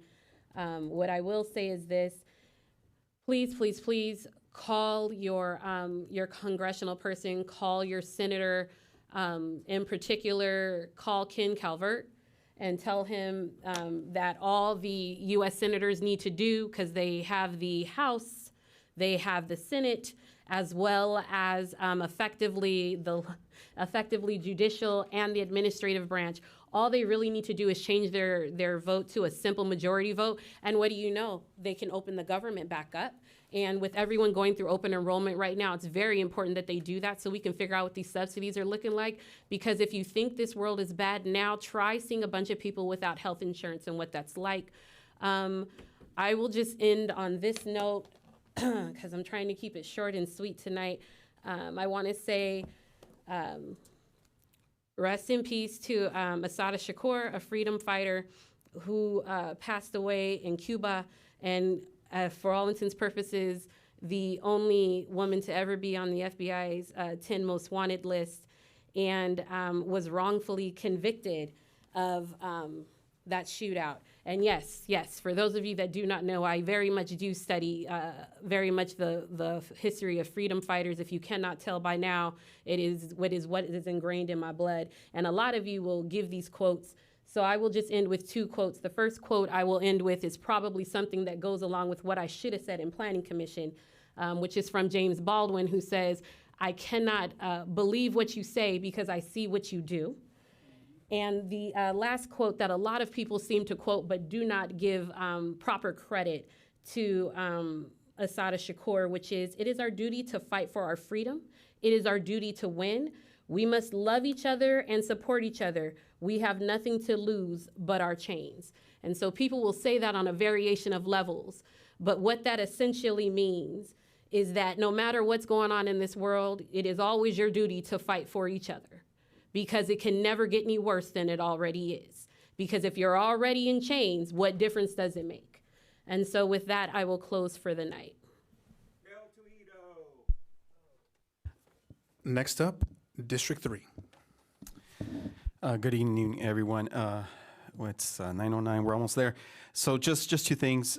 Please come out to Beautify Millvale Community Day of Service, as City Manager mentioned. It's a great opportunity to clean our respective parks. It'll be District 1 and 3, so excited to see everyone there. And also, two of my peers, Councilmember Delgado and the mayor, will be at the League of Cities starting, some are going to leave tonight, right, tomorrow, to speak and talk to our various colleagues from different cities, hear different sessions, right, to hopefully expand different things here in our beautiful city of Moreno Valley, shared experiences with other communities. So it's going to be a great week, and I look forward to being with my colleagues and city and the executive team and the city team. So excited to be there, and everyone have a good night. Thank you. Next up, District 2. So I want to recognize the president of Moreno Valley College, Dr. Rudy Beskoff. He actually took me to around a tour of Moreno Valley College iMake Innovation Center. And that place was amazing. That iMake Innovation Center had stuff I had no idea you guys had going on at that college, from cleaning and caring for fish tanks to making 3D objects. There was a student there that he was one of your interns making Star Wars action figures on a 3D printer, to biochem. I was extremely impressed, to a guy that was making a carpet. Thank you for that. In addition to that, just know, this is for the public, that the Moreno Valley College will be offering a bachelor's program. And that is something that this region does not have, because it's a 4-year degree in a 2-year college, but it's a program that they are starting up for emergency management, and he's going to have, or they're going to have, the correctional deputies, deputy sheriffs, fire, EMTs, all encompassed in that program, and you can get your degree leaving Moreno Valley College, a bachelor's degree, and that's going to start next fall. So, yes. I was super impressed with your staff when they, presented that, and I was actually in awe that we are going to have that here in Moreno Valley, the only one in the region. So thank you for that. I think they came to get something presented, but I would tell you, what you guys are doing for our city and our region is unlike any other. So thank you guys very much for doing what you're doing. Thank you. In addition to that, I went to and spoke at the Moreno Valley Unified School District Health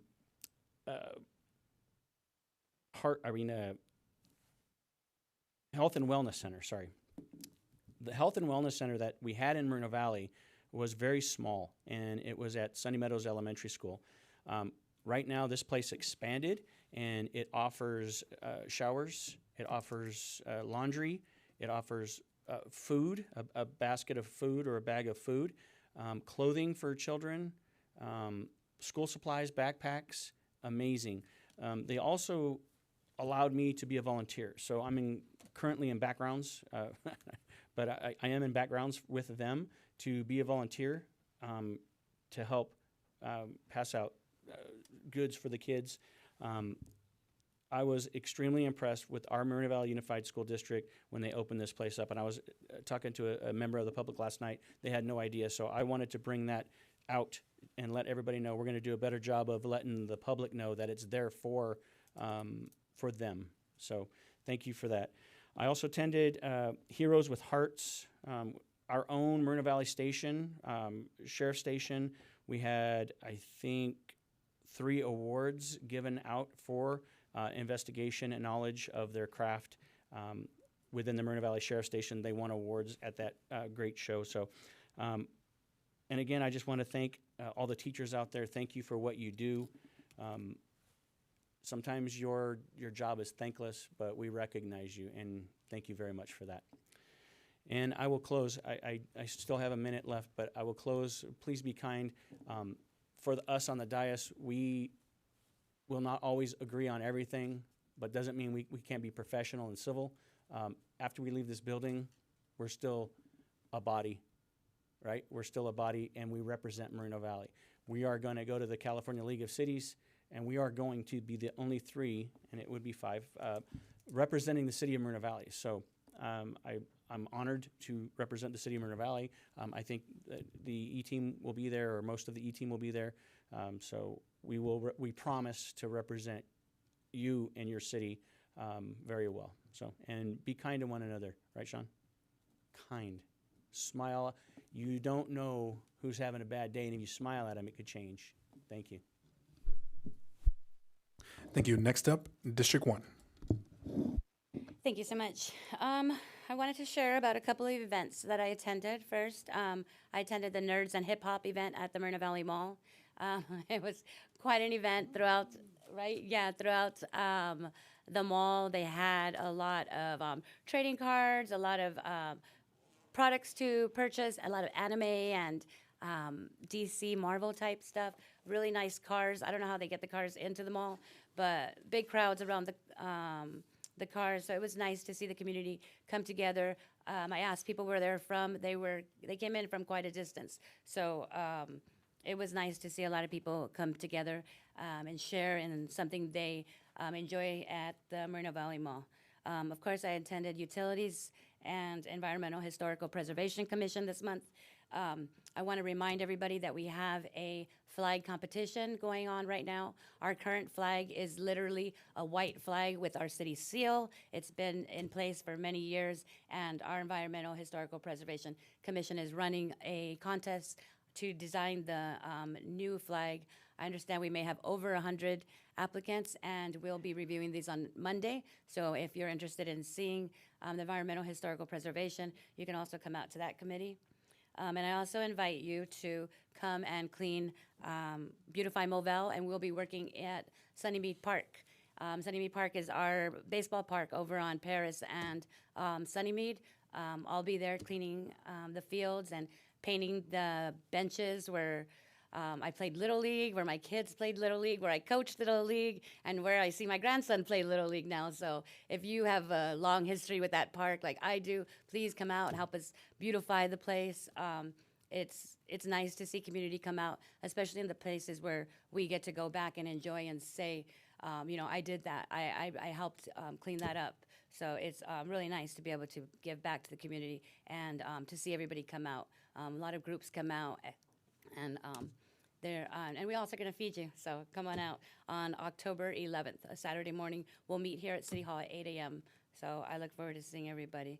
And to add on to your comments about the college, we'll be saving so much money because our students will no longer have to pay to go the distance to a four-year university. They'll be able to get their four-year degree here at the community college. I think all of us are, right, graduate, community college, yeah. I think all of us have attended Moreno Valley College. We're proud of that college.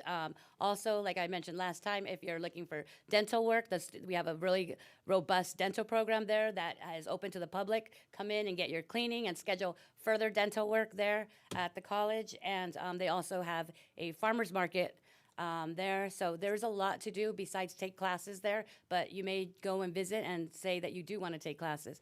And some of our students are now housed over by UCR. There's a new housing project for RCCD students, and some of our Moreno Valley students are there and are able to live in one place, and they're going to be able to go to Moreno Valley College for 2 years and then continue at UCR and stay in the same home. So this is something that I'd really like to be able to see us bring to our region so that our students can stay near our campus. So something that we look forward to in the future. But we're doing really good with that college. Our partnership with that college is tremendous, and I look forward to seeing more of what they can do for our students, because our students do deserve the best. So I'd like to also say that, like I said earlier, yesterday was the 4-year anniversary of my mom passing. You know, my mom was the first Latina ever elected to the Moreno Valley Unified School District. And once she finished her term there, she was the first Latina ever elected to the city council here. In fact, our city isn't that old.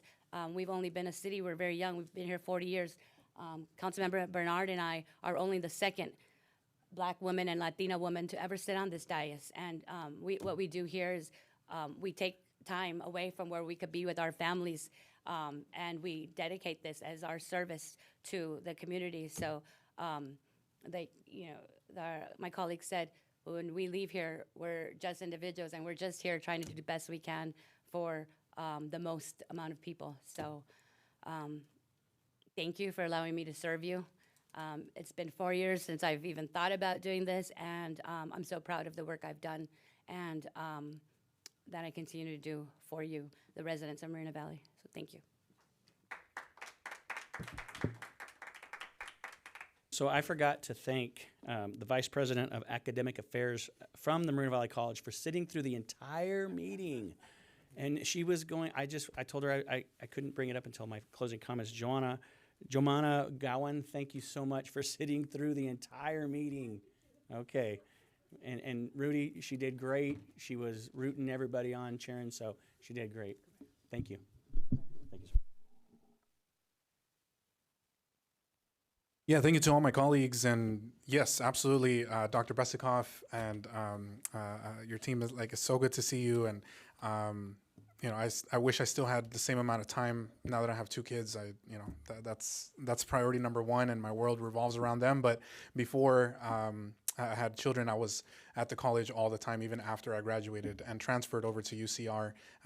You could talk to Donnell and all the folks at the Makerspace. I would be there as many times as I possibly could, because it's just absolutely amazing. And the partnership that the city's been able to grow together with you and MVC has been extraordinary. And so, just want to commend you, and, thank you, Dr. Besikoff, as well, for, coming in and really just taking that mantle, taking that torch and running with it, right? You could see clearly that the college has welcomed you with open arms, and you've just been an absolutely amazing representative for the college. So thank you all for everything that you're doing. Look forward to that continued collaboration. And a couple of highlights as well. Just this past weekend, I was able to attend the Cielo Fund celebration. This is part of the Inland Empire Community Foundation. Somebody's bedtime. Inland Empire Community Foundation, where they highlighted the past year's accomplishments, and those include, several $100,000 for scholarships for students around the Inland Empire, over $1.5 million raised as well that goes toward grants for nonprofit organizations, some of which include Moreno Valley nonprofit organizations such as Power Speaks Louder, who not that long ago actually won an Emmy for a documentary that they put together related to the homeless work that they do every single day. So again, like these partnerships, what we do, those grants that we help to give, or funding that we get to allocate, or even just showing up at events to support, goes a really long way. And I just want to thank the Cielo Fund, Jesse Melgar, everybody on the board of the Inland Empire Community Foundation for all the work that they are doing. I also want to give a shout out. I could not attend this year because it conflicted time-wise, but our Assembly member, Dr. Corey Jackson, held his annual State of the Black IE here in the city of Moreno Valley. So I want to commend him. He had some remarks. He had a conversation with Reverend Al Sharpton. He wasn't able to come in person, but he was able to share some remarks from them. And so just want to thank our Assembly member for the work that he has done for our city, especially the funding that he's gotten for us through the state budget, like the $184 million for Prop 1, the public art funding that he's gotten for the city. He's done absolutely amazing for our community, so I just want to commend him. I also want to give a shout out to our fire station and Fire Chief Jesse Park. This past weekend, they held a open house for one of the fire stations, and I wasn't able to make it. I really wanted to go and take my son, but yeah, Station 48, thank you. Just want to commend you all for doing that. I know a lot of people really enjoy coming out and seeing it, especially the kids and the family, so thank you, Chief Park. And I don't really have much more to say other than go Dodgers, and football is back. Baseball, it's the playoffs. Basketball preseason has started. I'm a sports guy, so I'm really, really excited. To see what happens over these seasons. But just want to wish everybody a good night. We are going to be at the League of Cities, these next 3 days, and it's the annual conference. So, just really glad that we are able to represent our city on that stage. We're getting awards again, right? Moreno Valley is on the map. Our name is up there. We're being recognized, and so I look forward to continuing that work. On the executive board, I have a seat there, and then I'm the incoming president of the Latino Caucus for the California League of Cities as well. So I hope to continue our work with the legislative Latino Caucus and all the other organizations that we work with across the state of California to continue bring good things to the city of Moreno Valley and improve our community. So that's all I have. Those are all the comments that I have for this evening. We are going to close the meeting in memory of the... Yes, I will get there. So before we close and adjourn the meeting, I will move into item P, which is future agenda items. I do have one that I would like to propose, but I'll look to my colleagues to see if there's any requests. I have a request. Yes, Councilmember Bernard. I would like policy 1-10 pulled regarding boards and commissions. So I'm looking for a second on that. And I also have another request, so we can start with that one, and then I have another request on a policy. I'll second. Go ahead. What's the question, Lana? We good? No, just for clarification, just policy 1.10 pulled is what you said? I want it, yeah, for Discussion. for discussion regarding boards and commissions. Okay. Yes. Okay, I think there was a motion and a second. If we could please call for the vote. Thank you, Mayor. Councilmember Bernard, Yes. Councilmember Gonzalez, Yes. Councilmember Delgado, Yes. and Mayor Pro Tem Baca Santa Cruz, Yes. and Mayor Cabrera. Yes, Thank you. thank you. And then I think there was a second item.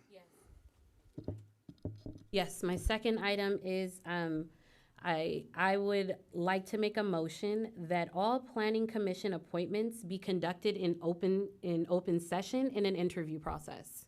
I second that motion. Councilmember Bernard, Yes. Councilmember Gonzalez, No. Councilmember Delgado, Yes. Mayor Pro Tem Baca Santa Cruz, Yes. and then Mayor Cabrera. No, Thank you. thank you. Are there any other requests? Okay, I do have one. Recently saw an event take place in another city in the state, and think that it would be really, really good for us to do this. And we could figure out the details, but I would like to propose that the city host in collaboration with, fire department or another entity or whatever is the best way to put this together, to have an event where we can have members of the community come out and check their car seats to make sure that they're properly installed in vehicles. Maybe we can look at